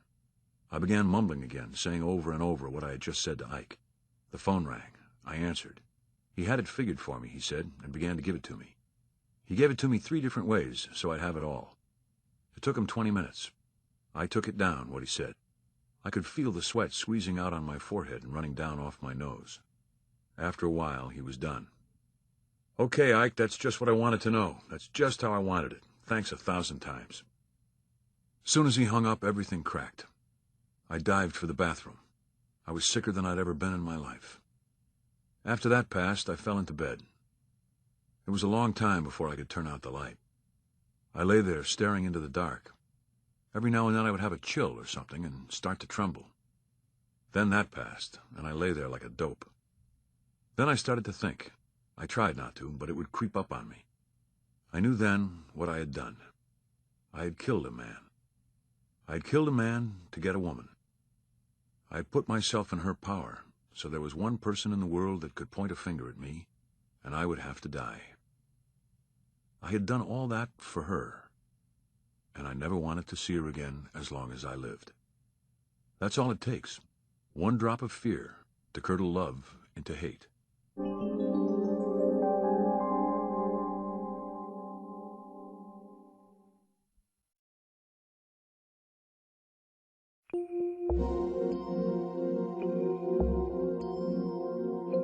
Chapter 8. I gulped down some orange juice and coffee, and then went up to the bedroom with the paper. I was afraid to open it in front of the Filipino. Sure enough, there it was on page 1. Oil man on way to June rally dies in train fall. H.S. Nerdlinger, petroleum pioneer, killed in plunge from Express en route to reunion at Leland Stanford.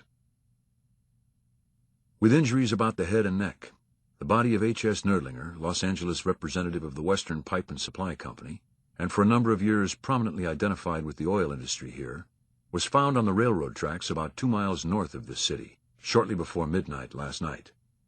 Mr. Nerdlinger had departed on a northbound train earlier in the evening to attend his class reunion at Leland Stanford University, and it is believed he fell from the train. Police point out he had fractured his leg some weeks ago and believe his unfamiliarity with crutches may have caused him to lose his balance on the observation platform, where he was last seen alive. Mr. Nerdlinger was 44 years old. Born in Fresno, he attended Leland-Stanford, and on graduation entered the oil business, becoming one of the pioneers in the opening of the field at Long Beach. Later, he was active at Signal Hill. For the last 3 years, he had been in charge of the local office of the Western Pipe and Supply Company. Surviving are a widow, formerly Miss Phyllis Belden of Mannerheim, and a daughter, Miss Lola Nerdlinger. Mrs. Nerdlinger, before her marriage, was head nurse of the Verdugo Health Institute here. 20 minutes to 9, Nettie called. She said Mr. Norton wanted to see me as soon as I could possibly get down. That meant they already had it, and I wouldn't have to put on any act, going in there with my paper and saying this is the guy I sold an accident policy to last winter. I said I knew what it was, and I was right on my way. I got through the day somehow. I think I told you about Norton and Keyes. Norton is president of the company. He's a short, stocky man, about 35, that got the job when his father died. And he's so busy trying to act like his father, he doesn't seem to have time for much else. Keyes is head of the claim department, a holdover from the old regime, and the way he tells it, young Norton never does anything right. He's big and fat and peevish, and on top of that, he's a theorist, and it makes your head ache to be around him. But he's the best claim man on the coast, and he was the one I was afraid of. First, I had to face Norton and tell him what I knew, or anyway, what I was supposed to know. I told him how I propositioned Nerdlinger about the accident policy, and how his wife and daughter opposed it, and how I dropped it that night but went over to his office a couple of days later to give him another whirl. That would check with what the secretary saw. I told him how I sold him then, but only after I promised not to say anything to the wife and daughter about it. I told how I took his application, then when the policy came through, delivered it and got his check. Then we went down in Keyes' office and we went all over it again. It took all morning, you understand. All while we were talking, phone calls and telegrams kept coming in from San Francisco, where Keyes had our investigators interviewing people that were on the train. From the police, from the secretary, from Lola, after they got her on the phone to find out what she knew. They tried to get Phyllis, but she had strict instruction from me not to come to the phone, so she didn't. They got hold of the coroner and arranged for an autopsy. There's generally a hookup between insurance companies and coroners, so they can get an autopsy if they want it. They could demand it under a clause in their policy, but that would mean going to court for an order and would tip it that the deceased was insured, and that's bad all the way around. They get it on the quiet, and in this case, they had to have it. Because if Nerdlinger died of apoplexy or heart failure and fell off the train, then it wouldn't any longer be accident, but death from natural causes, and they wouldn't be liable. About the middle of the afternoon, they got the medical report. Death was from a broken neck. When they heard that, they got the inquest postponed 2 days. By 4 o'clock, the memos and telegrams were piled on Keyes' desk, so he had to put a weight on top of them to keep them from falling over, and he was mopping his brow and so peevish nobody could talk to him. But Norton was getting more cheerful by the minute. He took a San Francisco call from somebody named Jackson, and I could tell from what he said that it was this guy I had got rid of on the observation platform before I dropped off. When he hung up, he put one more memo on top of the others and turned to Keyes. Clear case of suicide. If it was suicide, you see, the company wouldn't be liable either. This policy only covered accident. Yeah? All right, watch me while I check it over. First, he took out this policy. He took it out in secret. He didn't tell his wife. He didn't tell his daughter. He didn't tell his secretary. He didn't tell anybody. If Huff here had been on the job, he might have known. Known what? No need to get sore, Huff, but you've got to admit it looked funny. Didn't look funny at all. Happens every day. Now, if they had tried to insure him without him knowing, that would have looked funny. That's right. Leave Huff out of it. All I'm saying, Keyes, is that Huff's record shows that if there'd been anything funny, he'd have noted it and we'd have known it. You better find out something about your own agents. All right, skip it. He takes out this policy in absolute secrecy. Why? Because he knew that if his family knew what he had done, they would know what he was up to. They knew what was on his mind. We can depend on that. And when we go into his books and his history, we'll find out what the trouble was. All right, next point. He fractured his leg, but he didn't put a claim in. Why? That looks funny, don't it, that a man had an accident policy and didn't put a claim in for a broken leg? Because he knew he was going to do this, and he was afraid if he put a claim in, the family would find out about this policy and block him off. How? If they called us up, we'd cancel on him, wouldn't we? You bet we would. We'd return his unused premium so fast you couldn't see our dust, and he knew it. Oh, no. He wasn't taking a chance on our doctor going out there to look at his leg and tipping things off. That's a big point. Go on. All right. He figures an excuse to take a train. He takes his wife with him to the station. He gets on the train. He gets rid of her. She goes. He's ready to do it. But he runs into trouble. There's a guy out there on the observation platform. And for this, he don't want any company. You bet he doesn't. So what does he do? He gets rid of him by putting some kind of a story about not having his ticket and leaving it in his briefcase. And as soon as this guy goes, he takes his dive. That was the guy I just talked to, a man by the name of Jackson that went up to Frisco on a business trip and is coming back tomorrow. He says there's no question about it. He had the feeling even when he offered to get Nerdlinger's briefcase for him that he was trying to get rid of him, but he didn't quite have the heart to say no to a cripple. In my mind, that clinches it. It's a clear case of suicide. You can't take any other view of it. So what? Our next step is the inquest. We can't appear there, of course, because if a jury finds out a dead man is insured, they'll murder us. We can send an investigator or two, perhaps, to sit in there, but nothing more than that. But Jackson says he'll be glad to appear and tell what he knows. And there's a chance, just a chance, but still a chance, that we may get a suicide verdict anyway. If we do, we're in. If we don't, then we've got to consider what we do. However, one thing at a time. The inquest first, and you can't tell what the police may find out. We may win right in the first round. Keyes mopped his head some more. He was so fat he really suffered in the heat. He lit a cigarette. He drooped down and looked away from Norton like it was some schoolboy, and he didn't want to show his disgust. Then he spoke. It was not suicide. What are you talking about? It's a clear case. It was not suicide. He opened his bookcase and began throwing thick books on the table. Mr. Norton, here's what the actuaries have to say about suicide. You study them, you might find out something about the insurance business. I was raised in the insurance business, Keyes. You were raised in private schools, Groton and Harvard. While you were learning how to pull bow oars there, I was studying these tables. Take a look at them. Here's suicide by race, by color, by occupation, by sex, by locality, by seasons of the year, by time of day when committed. Here's suicide by method of accomplishment. Here's method of accomplishment subdivided by poisons, by firearms, by gas, by drowning, by leaps. Here's suicide by poison subdivided by sex, by race, by age, by time of day. Here's suicide by poison subdivided by cyanide, by mercury, by strychnine, by 38 other poisons, 16 of them no longer procurable at prescription pharmacies. And here, Mr. Norton, are leaps, subdivided by leaps from high places, under wheels of moving trains, under wheels of trucks, under the feet of horses, from steamboats. But there's not one case here out of all these millions of cases of a leap from the rear end of a moving train. That's just one way they don't do it. They could. Could they? That train, at the point where the body was found, moves at a maximum of 15 miles an hour. Could any man jump off it there with any real expectation of killing himself? He might dive off. This man had a broken neck. Don't trifle with me. He wasn't an acrobat. Then what are you trying to tell me, that it was on the up and up? Listen, Mr. Norton. When a man takes out an insurance policy that's worth $50,000 if he's killed in a railroad accident, and then 3 months later he is killed in a railroad accident, it's not on the up and up. It can't be. If the train got wrecked, it might be, but even then it would be a mighty suspicious coincidence.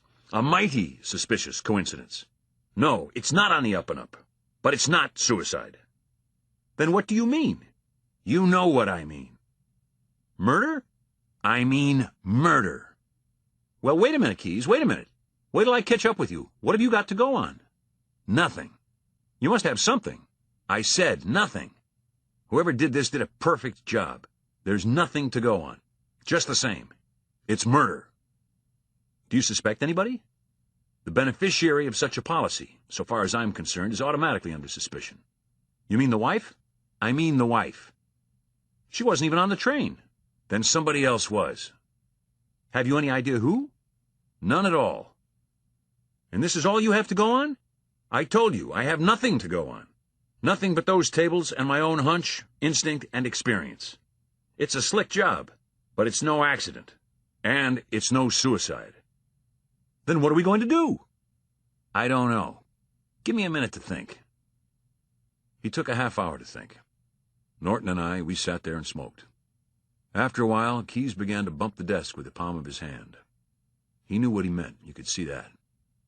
Mr. Norton? Yes, Keyes? There's only one thing for you to do. It's against practice, and in some other case I'd oppose it, but not in this.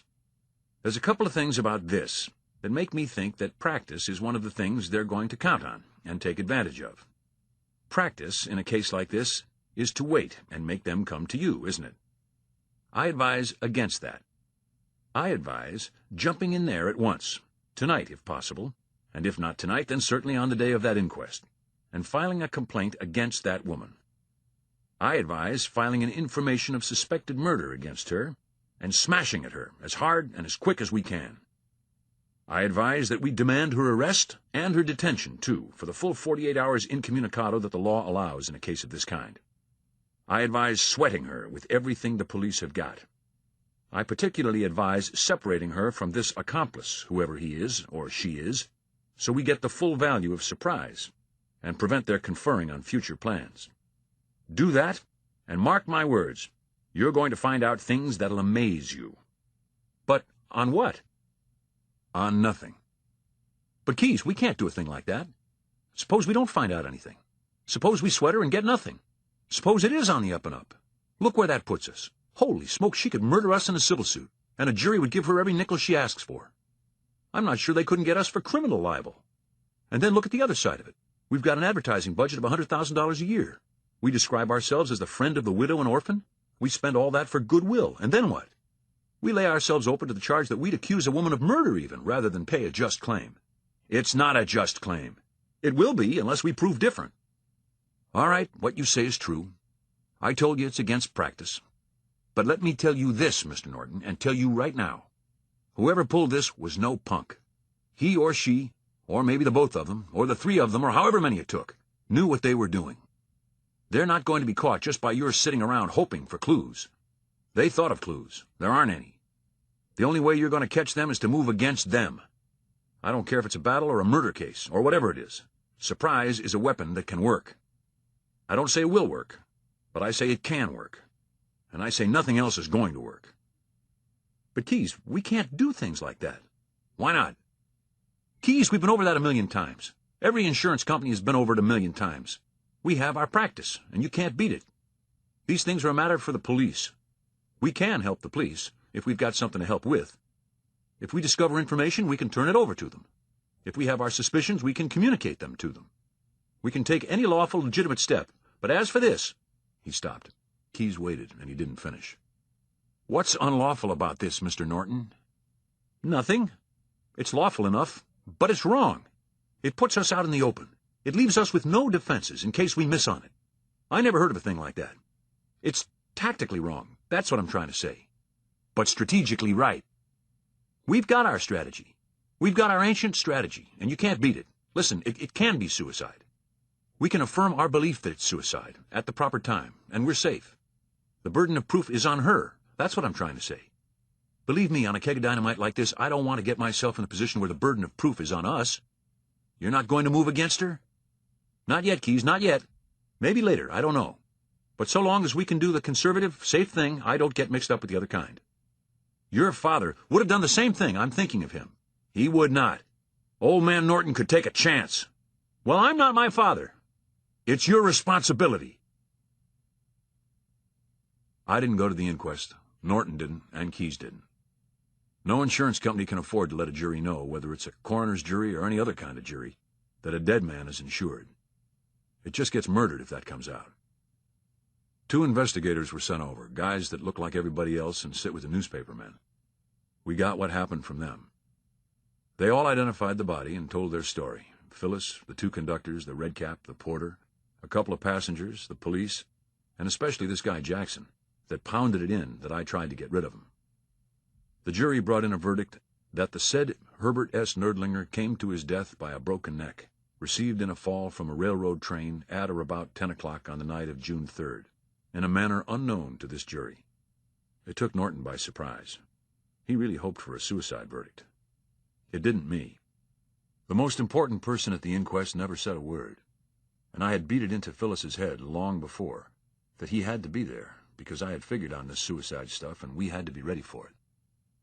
That was the minister that she asked to come with her, to confer with the undertaker on arrangements for the funeral. Once a coroner's jury sees that it's a question of burial in consecrated ground, the guy could take poison, cut his throat, and jump off the end of a dock, and they would still give a verdict in a manner unknown to this jury. After the investigators told their story, we sat around again, Norton, Keyes, and myself, in Norton's office this time. It was about 5 o'clock in the afternoon. Keyes was sore. Norton was disappointed, but still trying to make it look like he had done the right thing. "Well, Keyes, we're no worse off. You're no better off. Anyway, we haven't done anything foolish." "What now?" "Now? I follow practice. I wait her out. I deny liability on the ground that accident is not proved, and I make her sue. When she sues, then we'll see what we see." "You're sunk." "I know I'm sunk, but that's what I'm going to do." "What do you mean you know you're sunk?" "Well, I've been talking to the police about this. I told them we suspect murder. They said they did too at first, but they've given up that idea. They've gone into it. They've got their books too, Keyes. They know how people commit murder and how they don't. They say they never heard of a case where murder was committed or even attempted by pushing a man off the rear end of a slow-moving train. They say the same thing about it you say. How could a murderer, assuming there was one, be sure the man would die? Suppose he only got hurt. Then where would they be? No, they assure me it's on the up and up. It's just one of those freak things, that's all." "Did they cover everybody that was on that train? Did they find out whether there was a single one of them that was acquainted with his wife?" "Holy smoke, Norton, don't tell me they gave up without going into that part. I tell you there was somebody else on that train. They did better than that. They covered the observation car steward. He took a seat right by the door to mark up his slips for the beginning of the trip, and he's certain nobody was out there with Nerdlinger, because if anybody had passed him, he would have had to move. He remembers Jackson going out there about 10 minutes before the train pulled out. He remembers the cripple going by. He remembers Jackson coming back.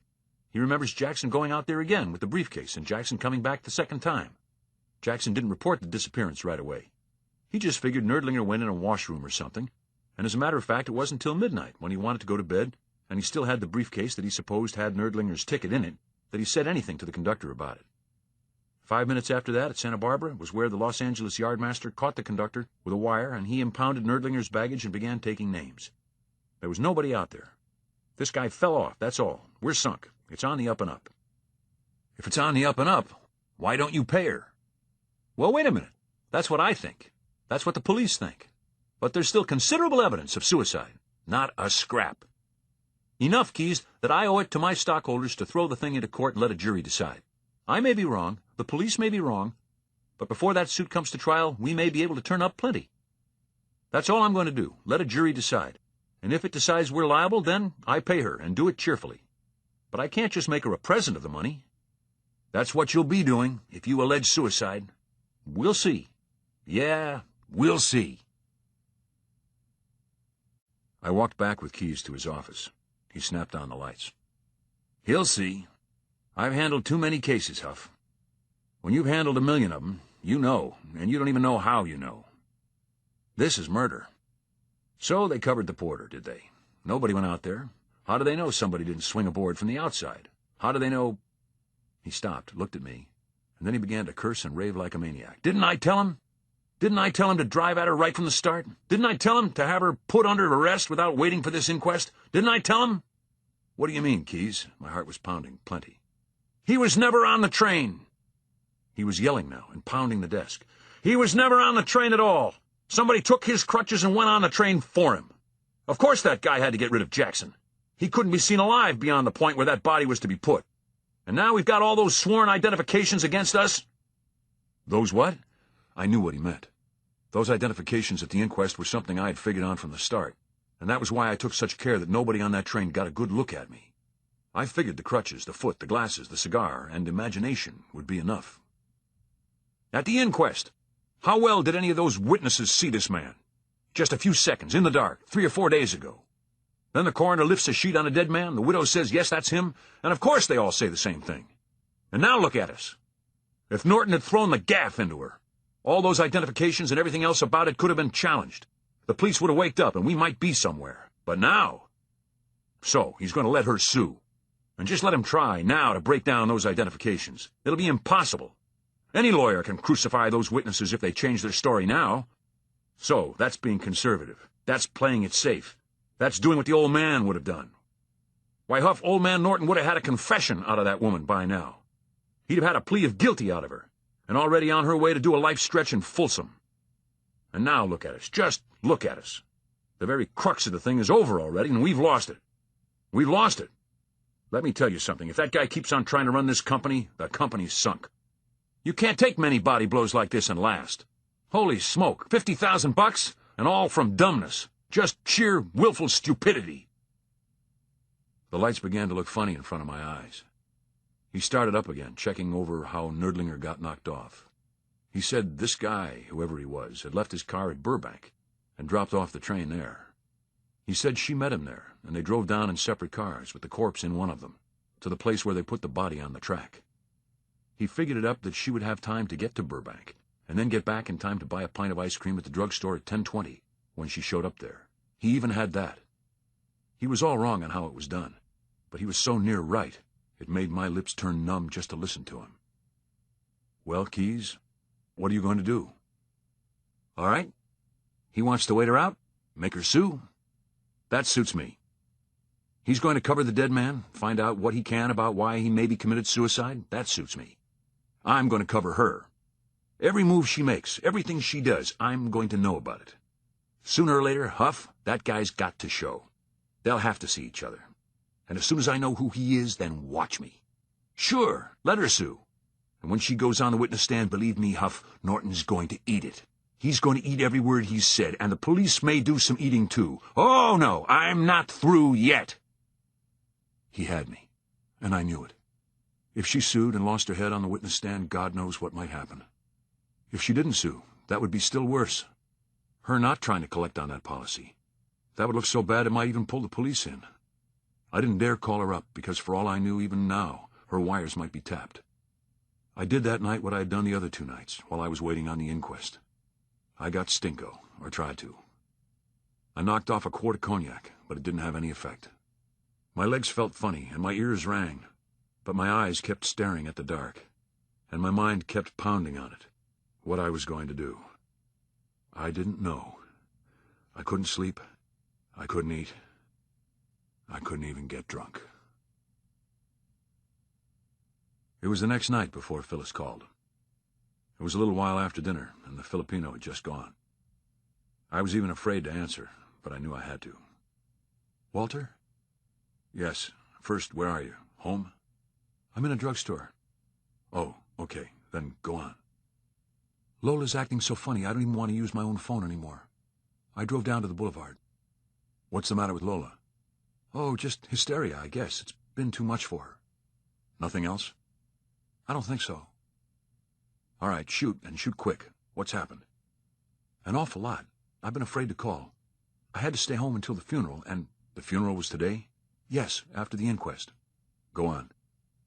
The next thing, tomorrow they open my husband's safe deposit box. The state has something to do with that, on account of the inheritance tax. That's right. The policy's in there? Yes, I put it in there about a week ago. All right, then, this is what you do. It'll be at your lawyer's office, is that it? Yes. Then you go there. The state taxman will be there. Under the law, he has to be present. They'll find the policy, and you hand it to your lawyer. Instruct him to put your claim in. Everything waits until you do that. Put the claim in. That's right. Now, wait a minute, Phyllis. Here's something you mustn't tell that lawyer yet. They're not going to pay that claim. What? They're not going to pay it. Don't they have to pay it? They think it's suicide, and they're going to make you sue and put it in the hands of the jury before they pay. Don't tell your lawyer that now. He'll find it out for himself later. He'll want to sue, and you let him. We'll have to pay him, but it's our only chance. Now, Phyllis, one other thing. Yes? I can't see you. But I want to see you. We don't dare see each other. Suicide is what they hope for, but they're mighty suspicious all the way around. If you and I began seeing each other, they might tumble to the truth so fast it would make your blood run cold.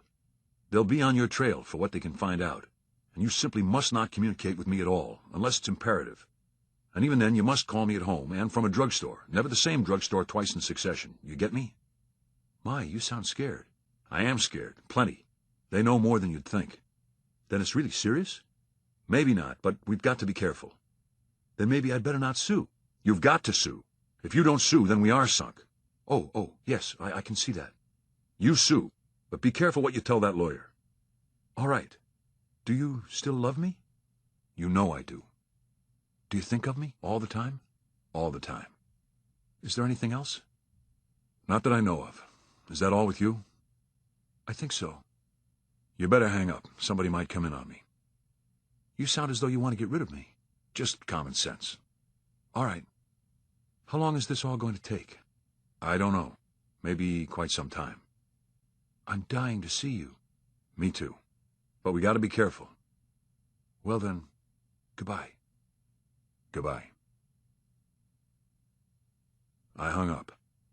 I loved her like a rabbit loves a rattlesnake. That night I did something I hadn't done in years. I prayed. Chapter 9. It was about a week after that Nettie came into my private office quick and shut the door. That Miss Nerdlinger to see you again, Mr. Huff. Hold her a minute. I've got to make a call. She went out. I made a call. I had to do something to get myself in hand. I called home and asked the Filipino if there'd been any calls. He said no. Then I buzzed Nettie to send her in. She looked different from the last time I'd seen her. Then she looked like a kid. Now she looked like a woman. Part of that may have been that she was in black, but anybody could see she'd been through plenty. I felt like a heel, and yet it did something to me that this girl liked me. I shook hands with her, and sat her down and asked her how her stepmother was. And she said she was all right, considering everything. And I said it was a terrible thing, and that it shocked me to hear of it. And Mr. Sacchetti? I'd rather not talk about Mr. Sacchetti. I thought you were friends. I'd rather not talk about him. I'm sorry. She got up, looked out the window, then sat down again. Mr. Huff, you did something for me once, or anyway, I felt it was for me. It was. And since then I've always thought of you as a friend. That's why I've come to you. I want to talk to you as a friend. Certainly. But only as a friend, Mr. Huff. Not as somebody in the insurance business. Until I feel I know my own mind, it has to be in the strictest confidence. Is that understood, Mr. Huff? It is. I'm forgetting something. I was to call you Walter. And I was to call you Lola. It's funny how easy I feel with you. Go ahead. It's about my father. Yes? My father's death.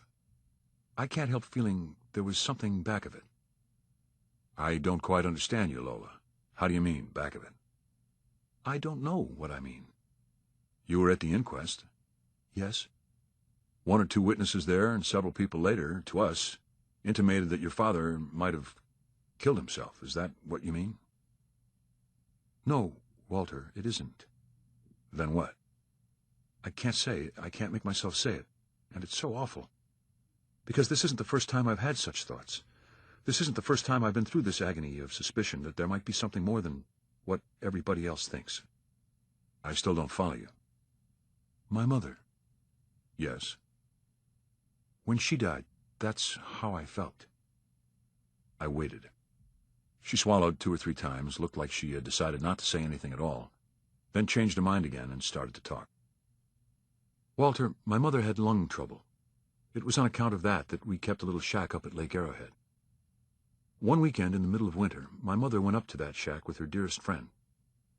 It was right in the middle of winter sports, when everything was lively up there.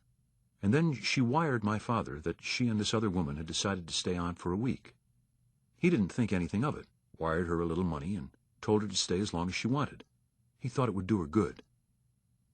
Wednesday of that week, my mother caught pneumonia. Friday, her condition became critical. Her friend walked 12 miles through snowdrifts, through the woods, to get a doctor. The shack isn't near the hotels.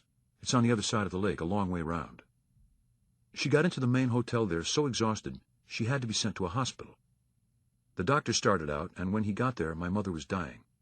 She lived a half hour. Yes. Do you know who that best friend was? I knew. I knew by the same old prickle that was going up my back and into my hair. No. Phyllis. Well? What were those 2 women doing in that shack all that time, in the dead of winter? Why didn't they go to the hotel like everybody else? Why didn't my mother telephone instead of wiring? You mean it wasn't she that wired? I don't know what I mean, except that it looked mighty funny. Why did Phyllis tramp all that distance to get a doctor? Why didn't she stop someplace and telephone? Or why didn't she put on her skates and go across the lake, which she could have done in a half hour? She's a fine skater. Why did she take that 3-hour trip? Why didn't she go for a doctor sooner? But wait a minute. What did your mother say to the doctor when he... Nothing. She was in high delirium, and besides, he had her in oxygen 5 minutes after he got there. But wait a minute, Lola. After all, a doctor's a doctor, and if she had pneumonia... A doctor is a doctor, but you don't know Phyllis. There's some things I could tell. In the first place, she's a nurse. She's one of the best nurses in the city of Los Angeles. That's how she met my mother, when my mother was having such a terrible fight to live. She's a nurse, and she specialized in pulmonary diseases. She would know the time of crisis, almost to a minute, as well as any doctor would. And she would know how to bring on pneumonia, too. What do you mean by that? You think Phyllis wouldn't be capable of putting my mother out in the night, in that cold, and keeping her locked out until she was half frozen to death? You think Phyllis wouldn't do that? You think she's just the dear, sweet, gentle thing that she looks like? That's what my father thought. He thought it was wonderful, the way she trudged all that distance to save a life. And less than a year after that, he married her. But I don't think so. You see, I know her. That's what I thought the minute I heard it. And now, this. What do you want me to do? Nothing, yet, except listen to me. It's pretty serious, what you're saying, or at any rate, intimating. I suppose I know what you mean. That's what I mean. That's exactly what I mean. However, as I understand it, your mother wasn't with your father at the time. She wasn't with my mother either at the time, but she had been. Will you let me think this over? Please do. You're a little wrought up today, and I haven't told you all. What else? I can't tell you. That I can't make myself believe. And yet... Never mind. Forgive me, Walter, for coming in here like this, but I'm so unhappy. Have you said anything to anybody about this? No, nothing. I mean about your mother, before this last? Not a word, ever, to anybody. I wouldn't if I were you, and especially not to your stepmother. I'm not even living at home now. No? I've taken a little apartment down in Hollywood. I have a little income from my mother's estate, just a little. I moved out. I couldn't live with Phyllis anymore. Oh. Can I come in again? I'll let you know when to come. Give me your number. I spent half the afternoon trying to make up my mind whether to tell Keyes. I knew I ought to tell him, for my own protection. It was nothing that'd be worth a nickel as evidence in court. And for that matter, it was nothing that any court would admit as evidence, because that's one break they give people, that they have to be tried for one thing at a time, and not for something somebody thinks they did 2 or 3 years before this happened. But it was something that would look mighty bad if Keyes found out I knew it and hadn't told him. I couldn't make myself do it, and I didn't have any better reason than that this girl had asked me not to tell anybody, and I had promised. About 4 o'clock, Keyes came in my office and shut the door. Well, Huff, he showed. Who? The guy in the Nerdlinger case. What? He's a steady caller now, 5 nights in 1 week. Who is he? Never mind, but he's the one. Now watch me. That night I came back in the office to work. As soon as Joe Pete made his 8 o'clock round on my floor, I went to Keyes' office. I tried his desk. It was locked. I tried his steel filing cabinets. They were locked. I tried all my keys. They didn't work. I was about to give it up when I noticed the dictation machine. He uses one of them. I took the cover off it. A record was still on. It was about 3/4 filled. I made sure Joe Pete was downstairs, then came back, slipped the earpieces on, and started the record. First, a lot of dumb stuff came out, letters to claimants, instructions to investigators on an arson case, notification of a clerk that he was fired. Then, all of a sudden, came this. Memo to Mr. Norton, re Agent Walter Huff. Confidential, file Nerdlinger. With regard to your proposal to put Agent Huff under surveillance for his connection with the Nerdlinger case, I disagree absolutely. Naturally, in this case, as in all cases of its kind, the agent is automatically under suspicion, and I have not neglected to take necessary steps with regard to Huff. All his statements check closely with the facts and with our records, as well as with the dead man's records. I have even checked, without his knowledge, his whereabouts the night of the crime, and find he was at home all night. This, in my opinion, lets him out. A man of his experience can hardly fail to know if we attempt to watch his movements, and we should thus lose the chance of his cheerful cooperation on this case, which so far has been valuable and may become imperative. I point out to you further his record, which has been exceptional in cases of fraud. I strongly recommend that this whole idea be dropped. Respectfully. I lifted the needle and ran it over again. It did things to me. I don't only mean it was a relief. It made my heart feel funny. But then, after some more routine stuff, came this. Confidential, file Nerdlinger. Summary. Investigators' verbal reports for week ending June 17th. Daughter Lola Nerdlinger moved out of home June 8th. Took up residence in two-room apartment, the Lycée Arms, Yucca Street. No surveillance deemed necessary.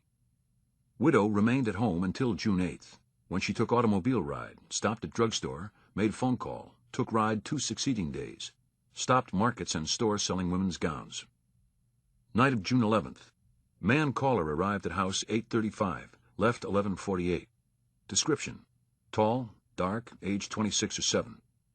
Calls repeated June 12, 13, 14, 16. Man followed night of first visit. Identity ascertained as Beniamino Sacchetti, Lilac Court Apartments, North La Brea Avenue. I was afraid to have Lola come down to the office anymore, but finding out they had no men assigned to her meant that I could take her out somewhere. I called her up and asked her if she would go with me to dinner. She said she would like it more than anything she could think of. I took her down to the Miramar at Santa Monica.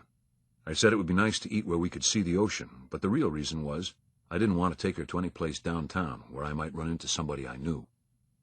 We talked along during dinner about where she went to school and why she didn't go to college, and a whole lot of stuff. It was kind of feverish because we were both under a strain, but we got along all right. It was like she said. We both felt easy around each other somehow. I didn't say anything about what she had told me last time until we got in the car after dinner and started up the ocean for a ride. Then I brought it up myself. I thought over what you told me.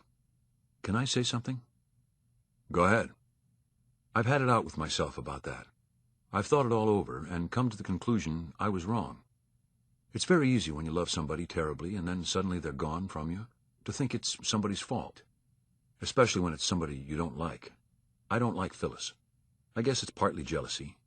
I was devoted to my mother. I was almost as devoted to my father. And then when he married Phyllis, I don't know, it seemed as though something had happened that couldn't happen. And then these thoughts. What I felt instinctively when my mother died became a dead certainty when my father married Phyllis. I thought that showed why she did it, and it became a double certainty when this happened. But I haven't a thing to go on, have I? It's been terribly hard to make myself realize that, but I have. I've given up the whole idea, and I wish you'd forget that I ever told you. I'm glad in a way. I guess you think I'm terrible. I thought it over. I thought it over carefully, and all the more carefully because it would be most important for my company if they knew it. But there's nothing to go on. It's only a suspicion. That's all you have to tell. I told you I haven't even got that anymore. What you would tell the police, if you told them anything, is already a matter of public record. Your mother's death, your father's death. You haven't anything to add to what they already know. Why tell them? Yes, I know. If I were you, I would do nothing. You agree with me, then, that I haven't anything to go on? I do. That ended that. But I had to find out about this Sacchetti, and find out without her knowing I was trying to find out. Tell me something. What happened between you and Sacchetti? I told you I don't want to talk about him. How did you come to meet him? Through Phyllis? Through. His father was a doctor. I think I told you she used to be a nurse. He called on her about joining some association that was being formed. But when he got interested in me, he wouldn't come to the house. And then, when Phyllis found out I was meeting him, she told my father the most awful stories about him. I was supposed not to meet him, but I did. There was something back of it, I knew that, but I never found out what it was until... Go on, until what? I don't want to go on. I told you I gave up any idea that there might be something. Until what? Until my father died. And then, quite suddenly, he didn't seem interested in me anymore. He... Yes? He's going with Phyllis. And? Can't you see what I thought? Do you have to make me say it? I thought maybe they did it. I thought his going with me was just a blind for something, I didn't know what. Seeing her, maybe, in case they got caught. I thought he was with you that night. He was supposed to be. There was a dance over at the university, and I went over. I was to meet him there. But he got sick and sent word he couldn't come. I got on a bus and went to a picture show. I never told anybody that. What do you mean, sick? He did have a cold, I know that, a dreadful cold. But please, don't make me talk any more about it. I've tried to put it out of my mind. I'm getting so I can believe it isn't true. If he wants to see Phyllis, it's none of my business. I mind. I wouldn't be telling the truth if I said I didn't mind. But it's his privilege. Just because he does that is no reason for me to think this of him. That wouldn't be right. We won't talk about it anymore. I stared into the darkness some more that night. I had killed a man for money and a woman. I didn't have the money, and I didn't have the woman. The woman was a killer out and out, and she'd made a fool of me. She'd used me for a cat's paw so she could have another man. And she had enough on me to hang me higher than a kite. If the man was in on it, there were two of them that could hang me. I got to laughing, a hysterical cackle there in the dark. I thought about Lola, how sweet she was, and the awful thing I had done to her. I began subtracting her age from my age. She was 19, I'm 34. That made a difference of 15 years. Then I got to thinking if she was nearly 20, that would make a difference of only 14 years. All of a sudden, I sat up and turned on the light. I knew what that meant. I was in love with her.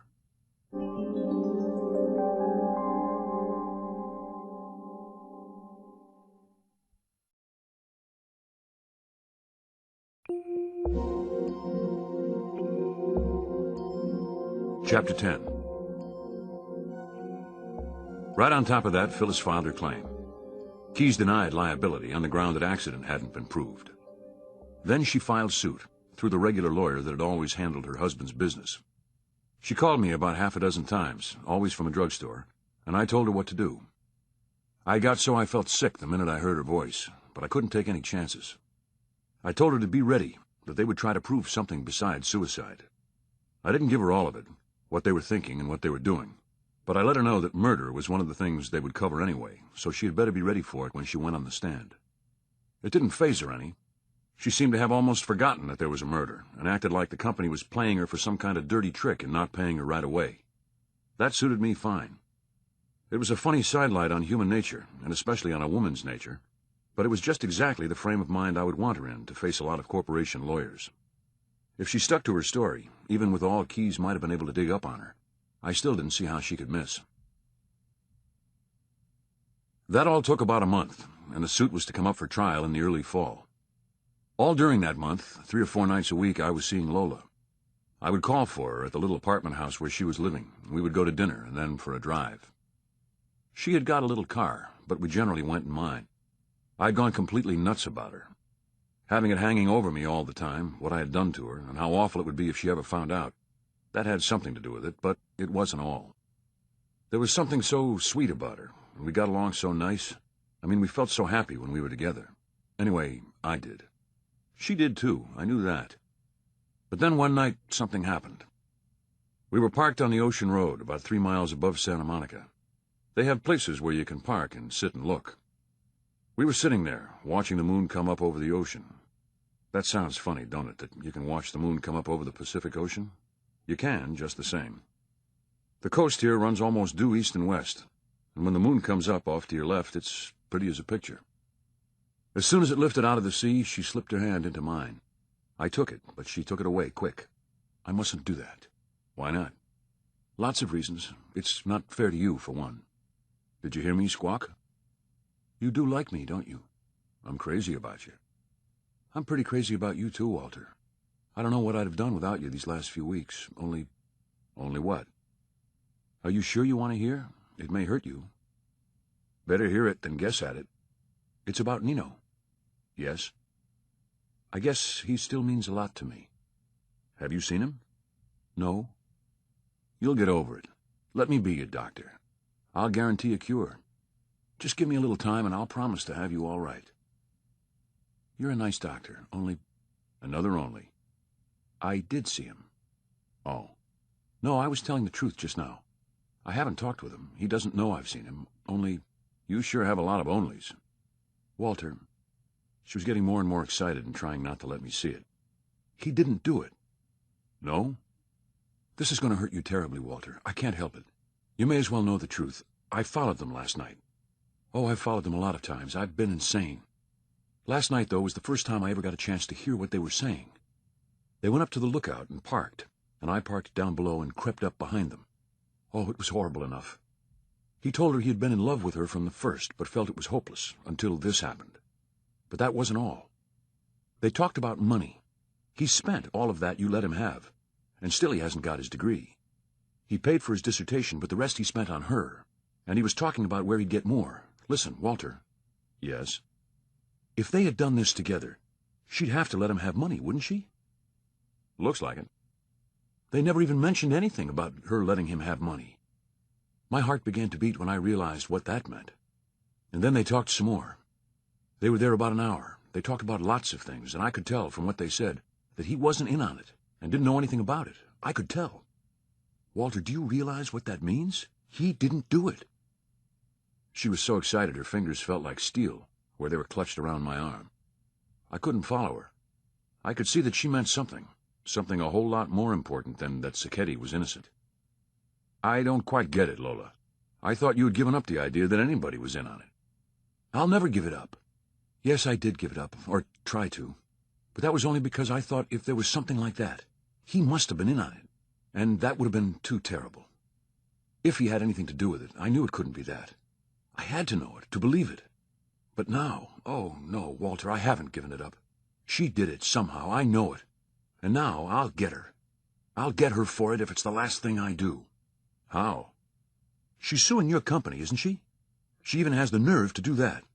All right, you tell your company not to worry. I'll come and sit right alongside of you, Walter. I'll tell them what to ask her. I'll tell them. Wait a minute, Lola, wait a minute. I'll tell them everything they need to know. I told you there was plenty more besides what I told you.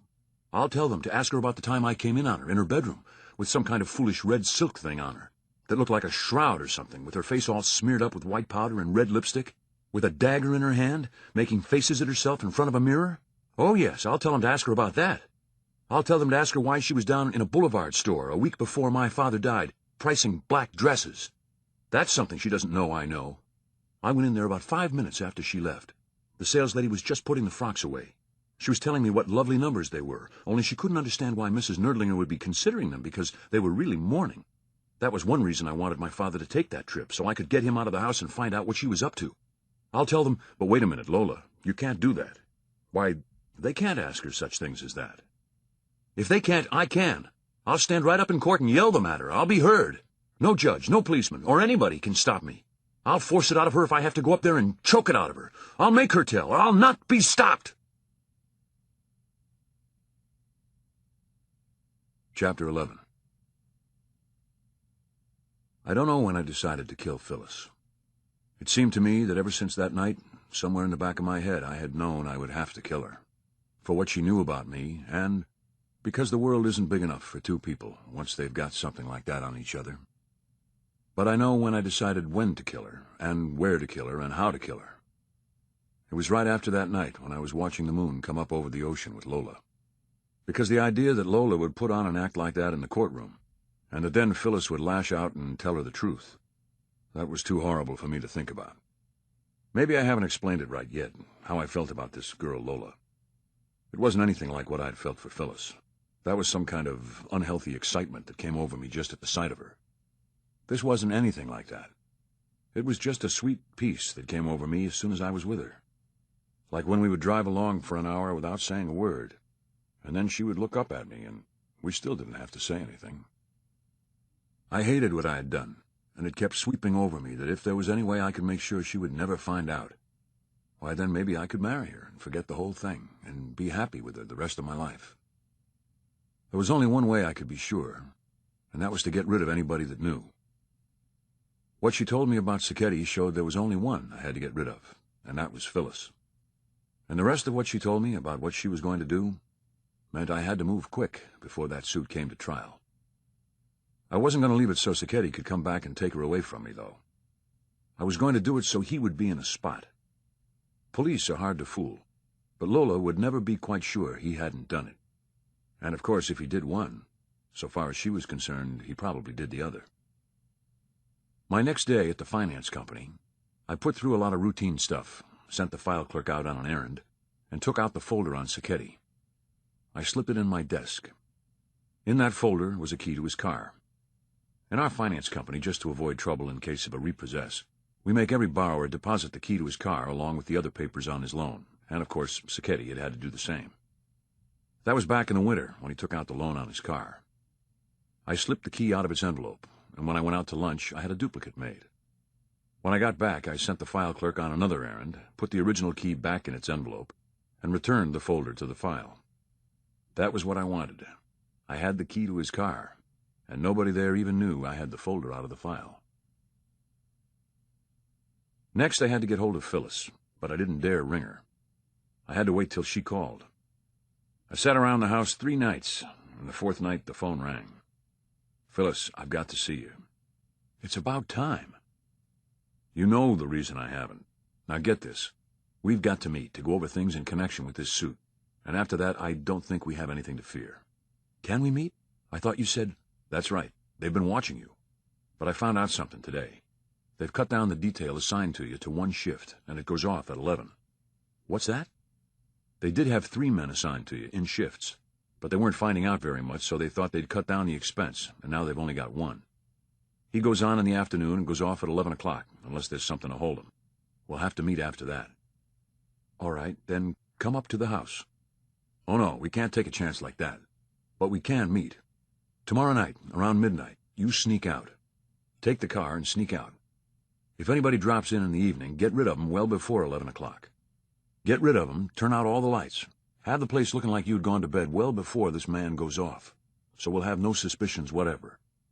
The reason for that was that if Sacchetti was going to be with her the next night, I wanted him to be well out of there and home in bed long before I was to meet her. I had to have his car, and I didn't want the connections to be so close I had to wait. The rest of it was all hooey, about the 1 shift, I mean. I wanted her to think she could meet me safely. As to whether they had 1 shift on her or 3 or 6, I didn't know and I didn't care. If somebody followed her, so much the better for what I had to do. They'd have to move fast to catch me. And if they saw her deliberately knocked off, why, that would be just that much more Mr. Sacchetti would have to explain when they caught up with him. Lights out by 11. Lights out, the cat out, and the place locked up. "All right, where do I meet you?" "Meet me in Griffith Park, a couple of 100 yards up Riverside from Los Feliz. I'll be parked there, and we'll take a ride and talk it over. Don't park on Los Feliz. Park in among the trees, in the little glade near the bridge. Park where I can see you and walk over." "In between the 2 streets?" "That's it. Make it 12:30 sharp. I'll be a minute or 2 ahead of time, so you can hop right in and you won't have to wait." 12:30, 200 yards up Riverside." "That's right. Close your garage door when you come out, so anybody passing won't notice the car's out." "I'll be there, Walter." "Oh, and one other thing. I traded my car in since I saw you. I've got another one." I told her the make. "It's a small, dark blue coupe. You can't miss it." "A blue coupe?" "Yes." "That's funny." I knew why it was funny. She'd been riding around in a blue coupe for the last month. The same one, if she only knew it, but I didn't tumble. "Yeah, I guess it's funny at that, me driving around in that oil can. But the big car was costing too much. I had a chance for a deal on this one, so I took it." "It's the funniest thing I ever heard." "Why?" "Oh, nothing. Tomorrow night at 12:30. 12:30. I'm just dying to see you." "Same here." "Well, I had something to talk to you about, but I'll let it wait till tomorrow. Goodbye." "Goodbye."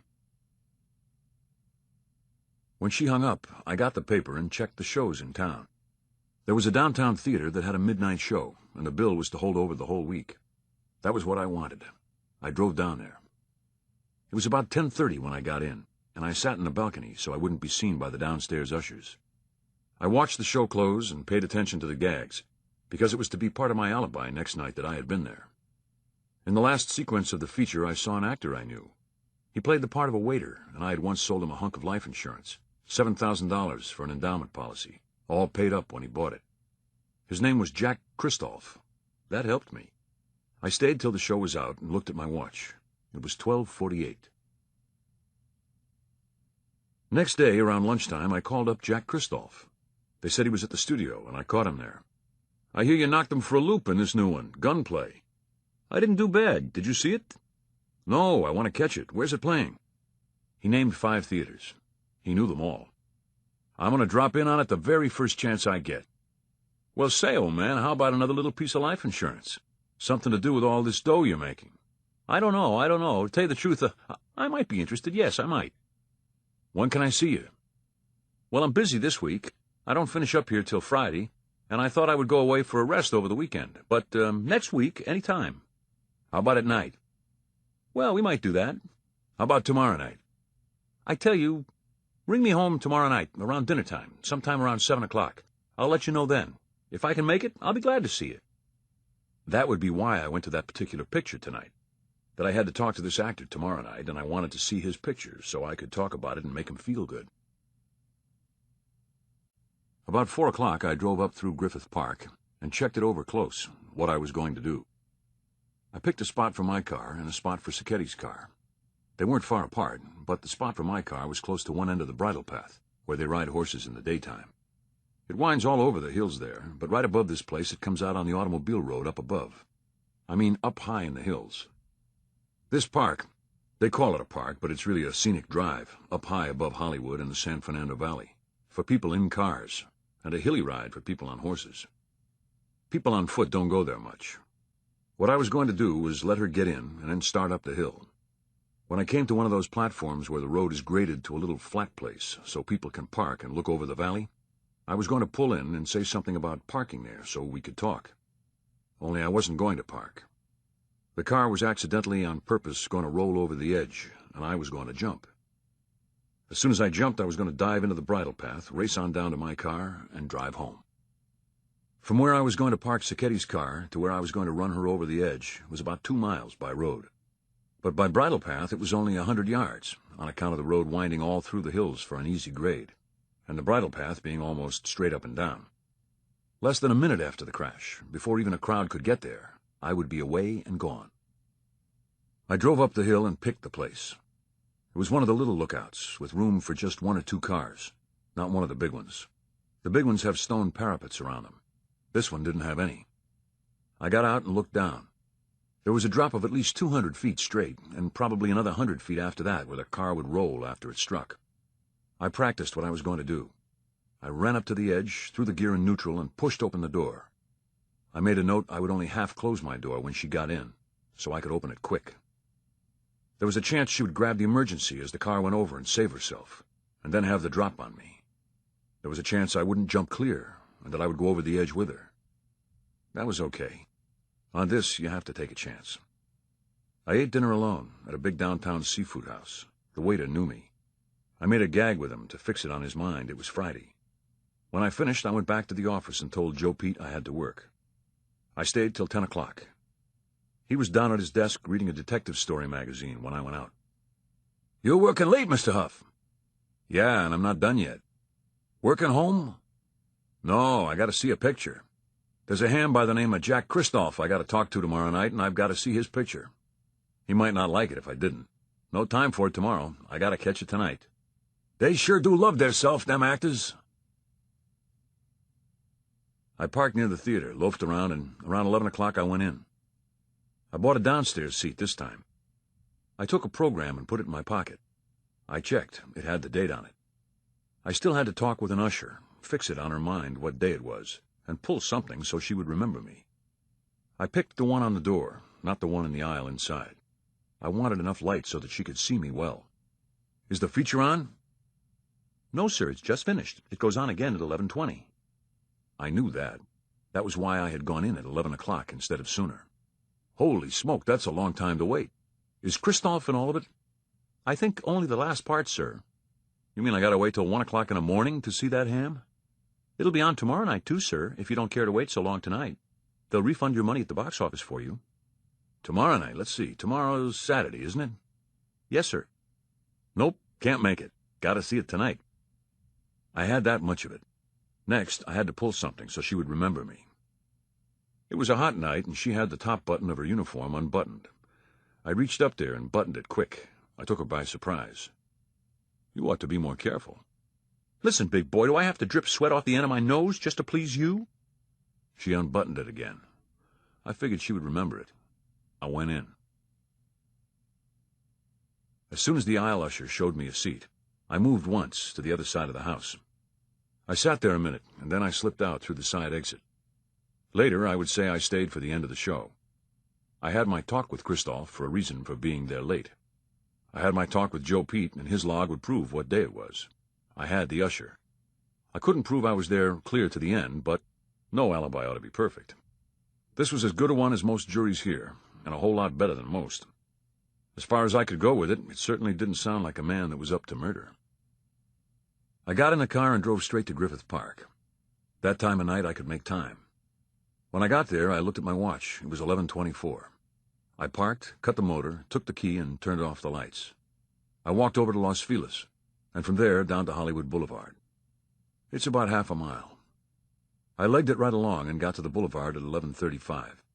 I boarded a streetcar and took a seat up front. When we got to La Brea, it was 5 minutes to 12. So far, my timing was perfect. I got off the car and walked down to the Lilac Court Apartments where Sacchetti lived. It's one of those court places where they have a double row of bungalows off a center lane. One-room shacks, mostly, that rent for about $3 a week. I went in the front. I didn't want to come up to the park from outside where I would look like a snooper if anybody saw me. I walked right in the front and down past his bungalow. I knew the number. It was number 11. There was a light inside. That was okay. That was just like I wanted it. I marched straight through, back to the auto court in the rear where the people that live there keep their cars. Anyway, those of them that have cars. There was a collection of second, third, and fourth, and ninth-hand wrecks out there, and sure enough, right in the middle was his. I got in, shoved the key in the ignition, and started it. I cut on the lights and started to back. A car pulled in from the outside. I turned my head so I couldn't be seen in the headlights and backed on out. I drove up to Hollywood Boulevard. It was exactly 12 o'clock. I checked his gas. He had plenty. I took it easy, but still it was only 12:18 when I got back to Griffith Park. I drove up into Glendale because I didn't want to be more than 2 or 3 minutes ahead of time. I thought about Sacchetti and how he was going to make out with his alibi. He didn't have one, because that's the worst alibi in the world, to be home in bed, unless you got some way to prove it with phone calls or something. He didn't have any way to prove it. He didn't even have a phone. Just past the railroad tracks, I turned, came on back, went up Riverside a little way, turned facing Los Feliz, and parked. I cut the motor and the lights. It was exactly 12:27. I turned around and looked, and saw my own car about 100 yards back of me. I looked into the little glade. No car was parked there. She hadn't come. I held my watch in my hand. The hand crept around to 12:30. Still, she hadn't come. I put my watch back in my pocket. A twig cracked off in the bushes. I jumped. Then I wound down the window on the right-hand side of the car and sat there, looking off in the bushes to see what it was. I must have stared out there at least a minute. Another twig cracked, closer this time. Then there was a flash, and something hit me in the chest like Jack Dempsey had hauled off and given me all he had. There was a shot. I knew then what had happened to me. I wasn't the only one that figured the world wasn't big enough for two people when they knew that about each other. I had come there to kill her, but she had beaten me to it. I fell back on the seat, and I heard footsteps running away. There I was, with a bullet through my chest, in a stolen car, and the owner of the car, the very man that Keyes had been tailing for the last month and a half. I pulled myself up by the wheel. I reached up for the key, then remembered I had to leave it in there. I opened the door. I could feel the sweat start out on my head from what it took out of me to turn the handle. I got out somehow. I began staggering up the road to my car. I couldn't walk straight. I wanted to sit down, to ease that awful weight on my chest, but I knew if I did that I'd never get there. I remembered I had to get the car key ready, and took it out of my pocket. I got there and climbed in. I shoved the key in and pulled the starter. That was the last I knew that night. Chapter 12. I don't know if you've ever been under ether. You come out of it a little bit at a time. First, a kind of a gray light shines on one part of your mind, just a dim gray light, and then it gets bigger, but slow. All the time it's getting bigger, you're trying to gag the stuff out of your lungs. It sounds like an awful groan, like you were in pain or something, but that's not it. You try to gag it out of your lungs, and you make those sounds to try and force it out. But away inside somewhere, your head is working all the time. You know where you're at. And even if all kind of cockeyed ideas do swim through that gray light, the main part of you is there, and you can think.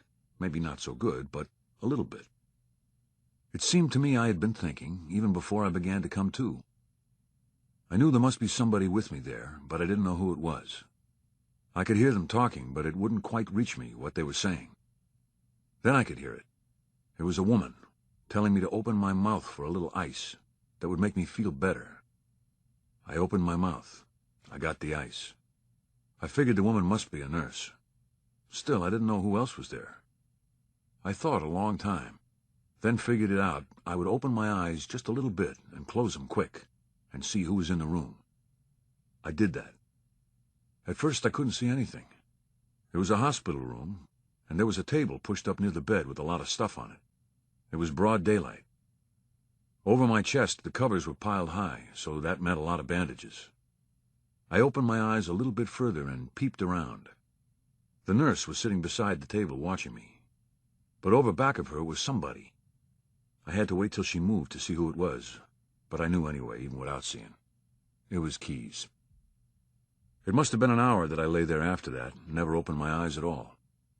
I was there in the head by that time. I tried to think. I couldn't.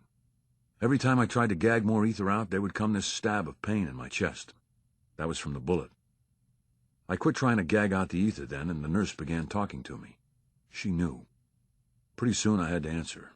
Keyes walked over. "Well, that theater program saved you." "Yeah. That double wad of paper wasn't much, but it was enough.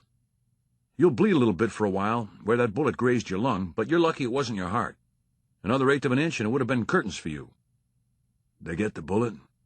"Yeah." "They get the woman?" "Yeah." I didn't say anything. I thought it was curtains for me anyway, but I just lay there. "They got her, and I got plenty to tell you, boy. This thing is a honey. But give me a half hour. I gotta go out and get some breakfast. Maybe you'll be feeling better then yourself." He went. He didn't act like I was in any trouble, or he was sore at me, or anything like that. I couldn't figure it out. In a couple of minutes, an orderly came in. "You got any papers in this hospital?" "Yes, sir. I think I can get you one."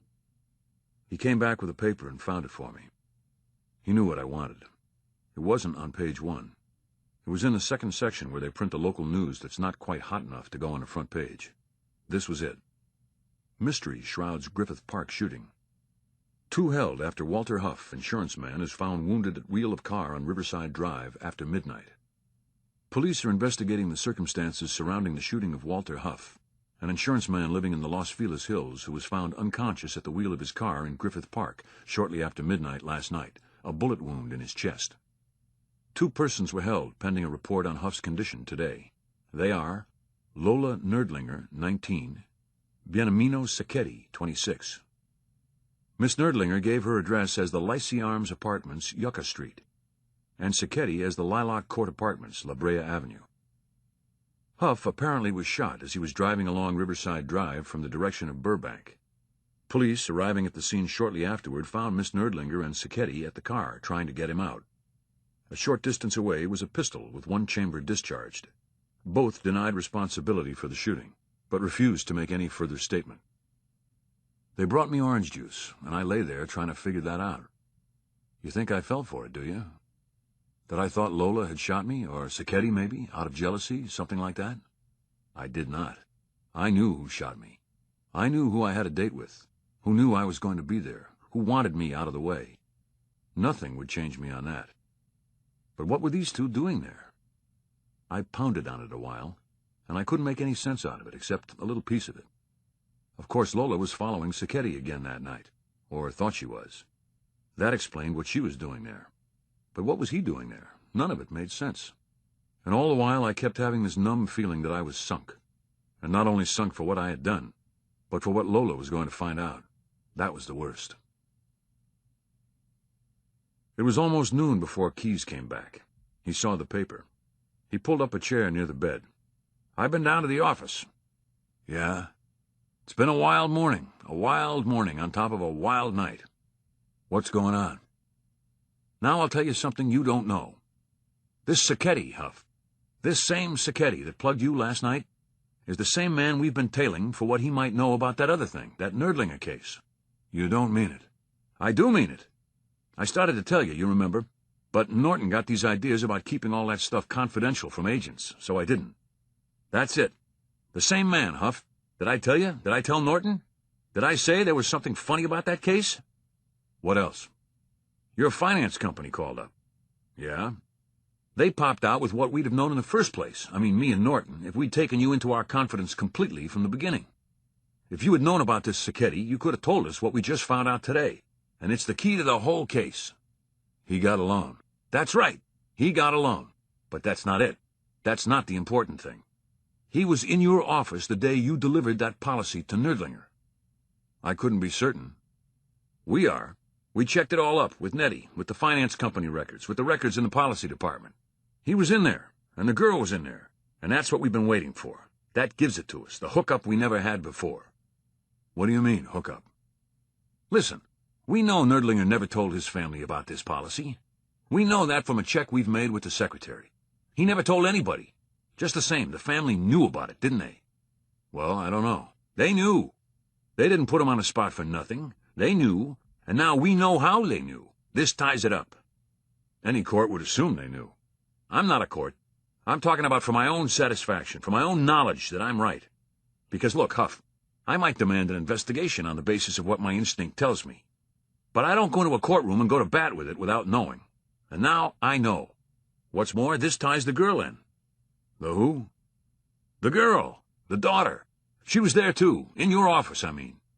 Oh, yeah, you may think it funny that a girl would pull something like that on her own father. But it's happened. It's happened plenty of times.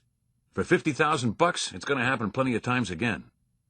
I don't believe that. You will before I get done. Now listen, Huff. I'm still shy something. I'm shy one link. They put you on the spot for something you could testify to when this suit comes up. I can see that. But what? What do you mean, what?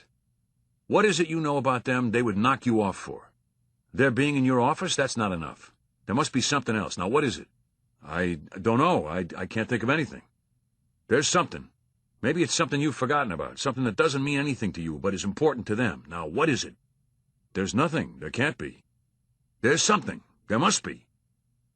He was walking around now. I could feel the bed shake from his weight. Keep it on your mind, Huff. We've got a few days. Try to think what it is. He lit a cigarette and pounded around some more. That's the beauty of this. We've got a few days. You can't appear at a hearing until next week at the earliest, and that gives us what we need. A little help from the cops, a few treatments with the rubber hose, something like that, and sooner or later this pair is going to spill it. Especially that girl. She'll crack before long. Believe me, this is what we've been waiting for. It's tough on you, but now we've got 'em where we really can throw the works into 'em. Oh, yeah, this is a real break. We'll clean this case up now, before night with luck. I closed my eyes. I couldn't think of anything but Lola. A lot of cops around her, maybe beating her up, trying to make her spill something that she knew no more about than the man in the moon. Her face jumped in front of me, and all of a sudden something hit it in the mouth, and it started to bleed. Keys. Yeah? There was something, now you speak of it. I'm listening, boy. I killed Nerdlinger. Chapter 13. He sat there staring at me. I had told him everything he needed to know, even about Lola. It seemed funny it had only taken about 10 minutes. Then he got up. I grabbed him. Keys. I gotta go, Huff. See that they don't beat her. I gotta go now. I'll be back after a while. Keys, if you let them beat her, I'll kill you. You've got it all now. I've told you, and I've told you for one reason and one reason only. It's so they won't beat her. You gotta promise me that. You owe me that much, Keys. He shook my hand off and left. While I was telling him, I hoped for some kind of peace when I got done. It had been bottled up in me a long time. I'd been sleeping with it, dreaming about it, breathing with it. I didn't get any peace. The only thing I could think of was Lola, and how she was going to find out about it at last, and knew me for what I was. About 3 o'clock, the orderly came in with the afternoon papers. They didn't have any of what I had told Keys, but they'd been digging into their files after the morning story, and they had it about the first Mrs. Nerdlinger's death, and Nerdlinger's death, and now me being shot. A woman feature writer had got in out there and talked with Phyllis. It was she that called it the House of Death, and put in about those blood-red drapes. Once I saw that stuff, I knew it wouldn't be long. That meant even a dumb cluck of a woman reporter could see there was something funny out there. It was 8:30 that night before Keyes came back. He shooed out the nurse as soon as he came in the room, and then went out a minute. When he came back, he had Norton with him, and a man named Keswick that was a corporation lawyer they called in on big cases, and Shapiro, the regular head of the legal department. They all stood around, and it was Norton that started to speak. "Huff?" "Yes, sir." "Have you told anybody about this?" "Nobody but Keyes." "Nobody else?" "Not a soul, God, no." "There have been no policemen here?" "They've been here. I saw them out in the hall. I guess it was me they were whispering about. The nurse wouldn't let them in." They all looked at each other. "Then I guess we can begin. Keyes, perhaps you had better explain it to him." Keyes opened his mouth to say something, but Keswick shut him up and got Norton into a corner. Then they called Keyes over. Then they called Shapiro. I could catch a word now and then. It was some kind of a proposition they were going to make me, and it was a question of whether they were all going to be witnesses. Keswick was for the proposition, but he didn't want anybody to be able to say he had been in on it. They finally settled it that Keyes would make it on his own personal responsibility, and the rest of them wouldn't be there. Then they all tiptoed out. They didn't even say goodbye. It was funny. They didn't act like I had played them or the company any particularly dirty trick. They acted like I was some kind of an animal that had an awful sore on his face, and they didn't even want to look at it. After they left, Keyes sat down. "This is an awful thing you've done, Huff." "I know it." "I guess there's no need my saying more about that part." "No need." "I'm sorry. I've kind of liked you, Huff." "I know. Same here." "I don't often like somebody. At my trade, you can't afford to. The whole human race looks a little bit crooked." "I know. You trusted me, and I let you down." "Well, we won't talk about it. There's nothing to say." "Did you see her?" "Yes, I saw them all, him, her, and the wife." "What did she say?"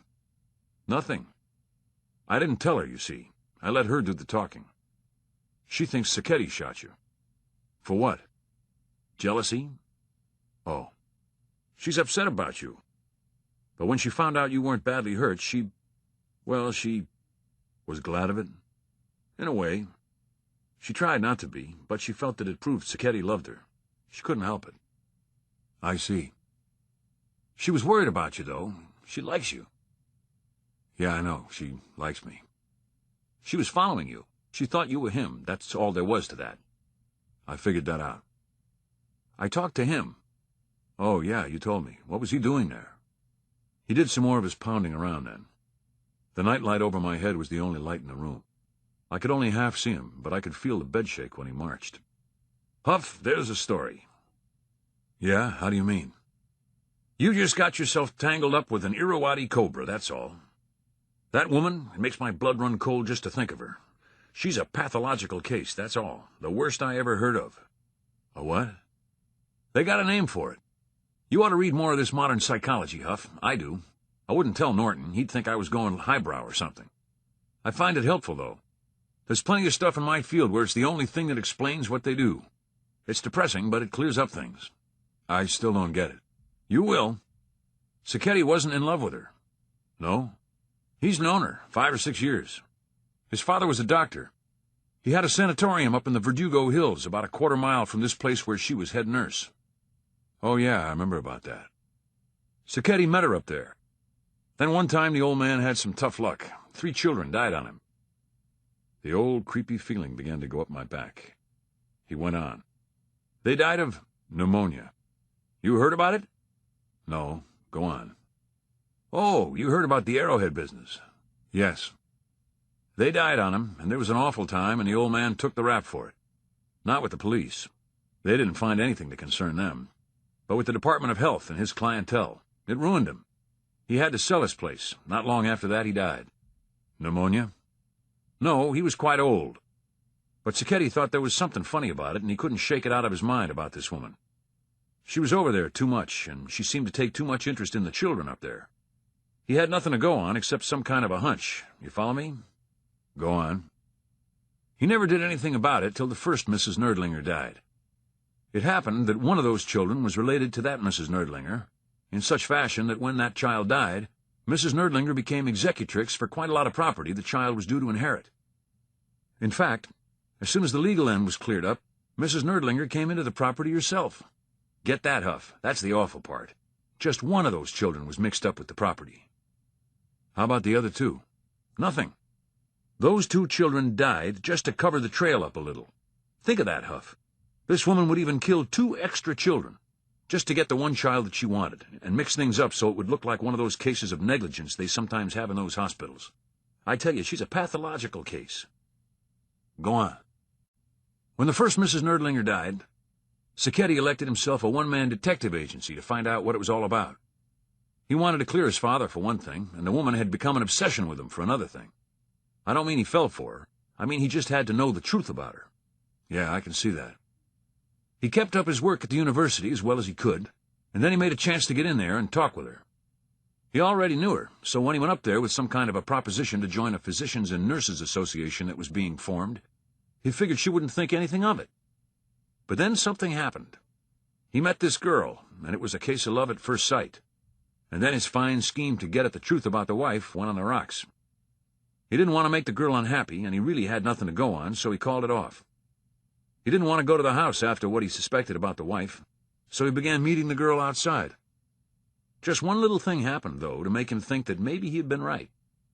The wife, as soon as she found out what was going on, began telling Lola cockeyed stories about him, and got the father to forbid Lola to see him. There was no reason for that, except that maybe this woman didn't want anything named Sacchetti within a mile of her after what happened. You follow this? I follow it. Then Nerdlinger got it, and suddenly Sacchetti knew he had to go after this woman to mean it. He quit seeing Lola. He didn't even tell her why. He went up to this woman and began making love to her as hard as he knew. That is, almost as hard as he knew. He figured if it was her he was coming to see, she'd not forbid him to come, not at all. You see, she was Lola's guardian. But if Lola got married, the husband would be the guardian, and that would mix it all up on the property. You see, Lola was next.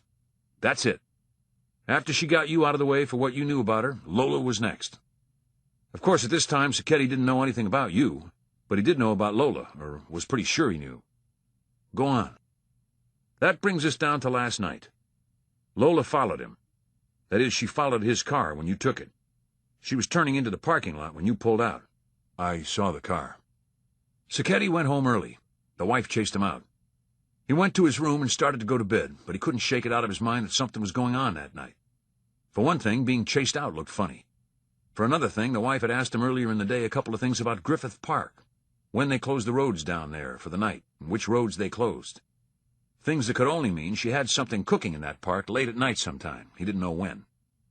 So instead of going to bed, he decided to go up to her house and keep an eye on her. He went out to get his car. When he found it gone, he almost fainted because Lola had a key to it. Don't forget, he knew Lola was next. Go on. He grabbed a cab and went down to Griffith Park. He began walking around blind. He didn't have any idea what was up or even when to look. He started at the wrong place, at the far end of the little glade. Then he heard the shot. He ran over, and he and Lola got to you about the same time. He thought Lola was shot. She thought he was shot. When Lola saw who it was, she thought Sacchetti shot him, and she was putting on an act about it when the police got there. I get it now. That woman, that wife, is an out-and-out lunatic. Sacchetti told me he found 5 cases, all before the 3 little children, where patients died under her while she was a nurse. 2 of them where she got property out of it. All of them pneumonia? 3. The older 2 were operative cases.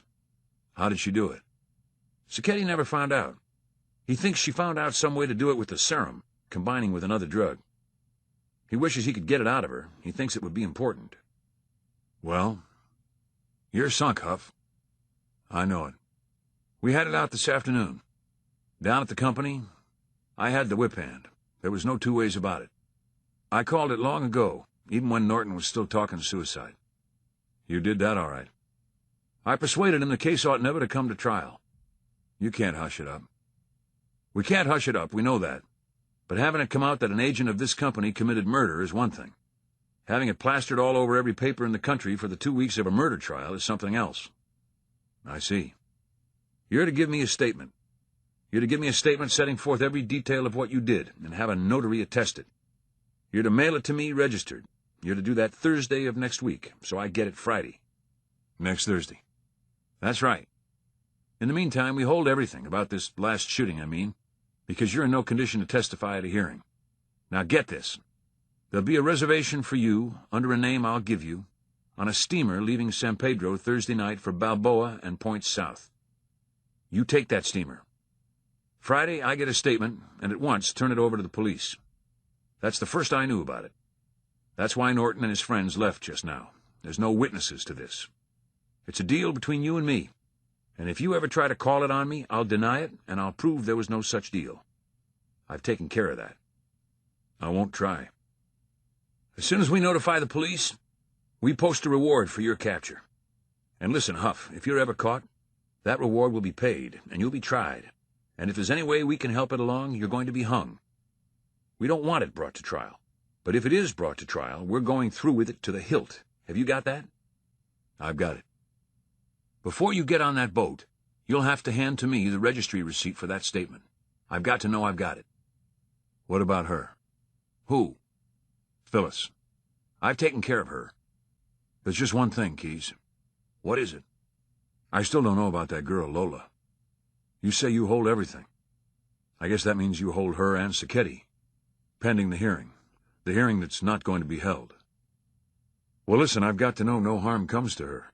I've got to have your solemn word on that, or you'll get no statement and the case will come to trial, and all the rest of it. I'll blow the whole ship out of the water. You get that, Keyes? What about her? We hold Sacchetti. He's consented to it. Did you hear me? What about her? She's out. She's what? We bailed her out. It's a bailable offense. You didn't die, you see. Does she know about me? No, I told her nothing. He got up, looked at his watch, and tiptoed out in the hall. I closed my eyes. Then I felt somebody near me. I opened my eyes again. It was Lola. Walter? Yes. Hello, Lola. I'm terribly sorry. I'm all right. I didn't know Nino knew about us. He must have found out. He didn't mean anything, but he's hot-tempered. You love him? Yes. I just wanted to know. I'm sorry that you feel as you do. It's all right. Can I ask something that I haven't any right to ask? What is it? That you do not prosecute? That you not appear against him? You don't have to, do you? I won't. Sometimes I almost love you, Walter. She sat looking at me, and all of a sudden she leaned over close. I turned my head away quick. She looked hurt and sat there a long time. I didn't look at her. Some kind of peace came to me then, at last. I knew I couldn't have her and never could have had her. I couldn't kiss the girl whose father I killed. When she was at the door, I said goodbye and wished her good luck, and then Keyes came back. Okay on the statement, Keyes. It's the best way. Okay on everything. Thanks. Don't thank me. I feel that way. You got no reason to thank me. A funny look came in his eyes. I don't think they're going to catch up with you, Huff. I think... Well, maybe I'm doing you a favor at that. Maybe you'd rather have it that way. Chapter 14. What you've just read, if you've read it, is the statement. It took me 5 days to write it, but at last, on Thursday afternoon, I got it done. That was yesterday. I sent it out by the orderly to be registered, and around 5 o'clock, Keyes dropped by for the receipt. It'll be more than he bargained for, but I wanted to put it all down. Maybe she'll see it sometime and not think so bad of me after she understands how it all was. Around 7 o'clock, I put on my clothes. I was weak, but I could walk. After a bite to eat, I sent for a taxi and went down to the pier. I went to bed right away and stayed there till early this afternoon. Then I couldn't stand it any longer, alone there in the stateroom, and went up on deck. I found my chair and sat there looking at the coast of Mexico, where we were going past it. But I had a funny feeling I wasn't going anywhere. I kept thinking about Keyes and the look he had in his eye that day, and what he meant by what he said. Then, all of a sudden, I found out. I heard a little gasp beside me. Before I even looked, I knew who it was. I turned to the next chair. It was Phyllis. You! Hello, Phyllis. Your man Keyes. He's quite a matchmaker. Oh, yeah, he's romantic. I looked her over. Her face was drawn from the last time I'd seen her, and there were little puckers around her eyes. She handed me something. Did you see it? What is it? The ship's paper.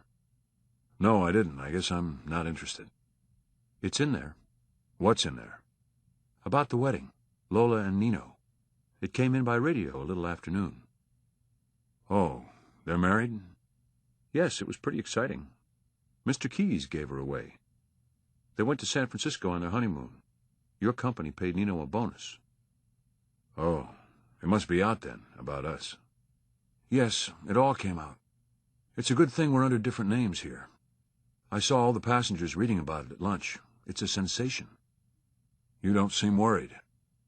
I've been thinking about something else. She smiled then, the sweetest, saddest smile you ever saw. I thought of the 5 patients, the 3 little children, Mrs. Nerdlinger, and myself. It didn't seem possible that anybody that could be as nice as she was when she wanted to be could have done those things. What were you thinking about? We could be married, Walter. We could be. And then what? I don't know how long we sat looking out to sea after that. She started it again. There's nothing ahead of us, is there, Walter? No, nothing. I don't even know where we're going, do you? No. Walter, the time has come. What do you mean, Phyllis? For me to meet my bridegroom. The only one I ever loved. One night, I'll drop off the stern of the ship. Then, little by little, I'll feel his icy fingers creeping into my heart. I'll give you away. What? I mean, I'll go with you. Keyes was right. I had nothing to thank him for. He just saved the state the expense of getting me. We walked around the ship.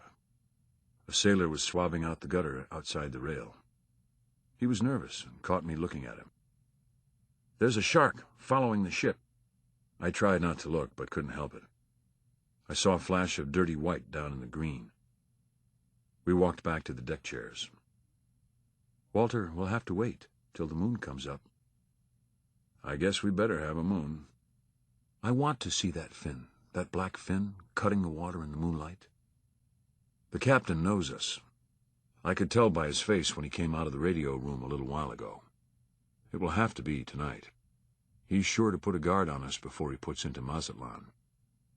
The bleeding has started again. The internal bleeding, I mean, from the lung where the bullet grazed it. It's not much, but I spit blood. I keep thinking about that shark. I'm writing this in the stateroom. It's about 9:30. She's in her stateroom getting ready. She's made her face chalk white with black circles under her eyes and red on her lips and cheeks. She's got that red thing on. It's awful looking.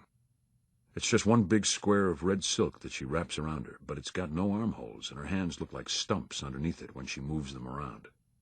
She looks like what came aboard the ship to shoot dice for souls in the rhyme of the Ancient Mariner. I didn't hear the stateroom door open, but she's beside me now while I'm writing. I can feel her. The moon.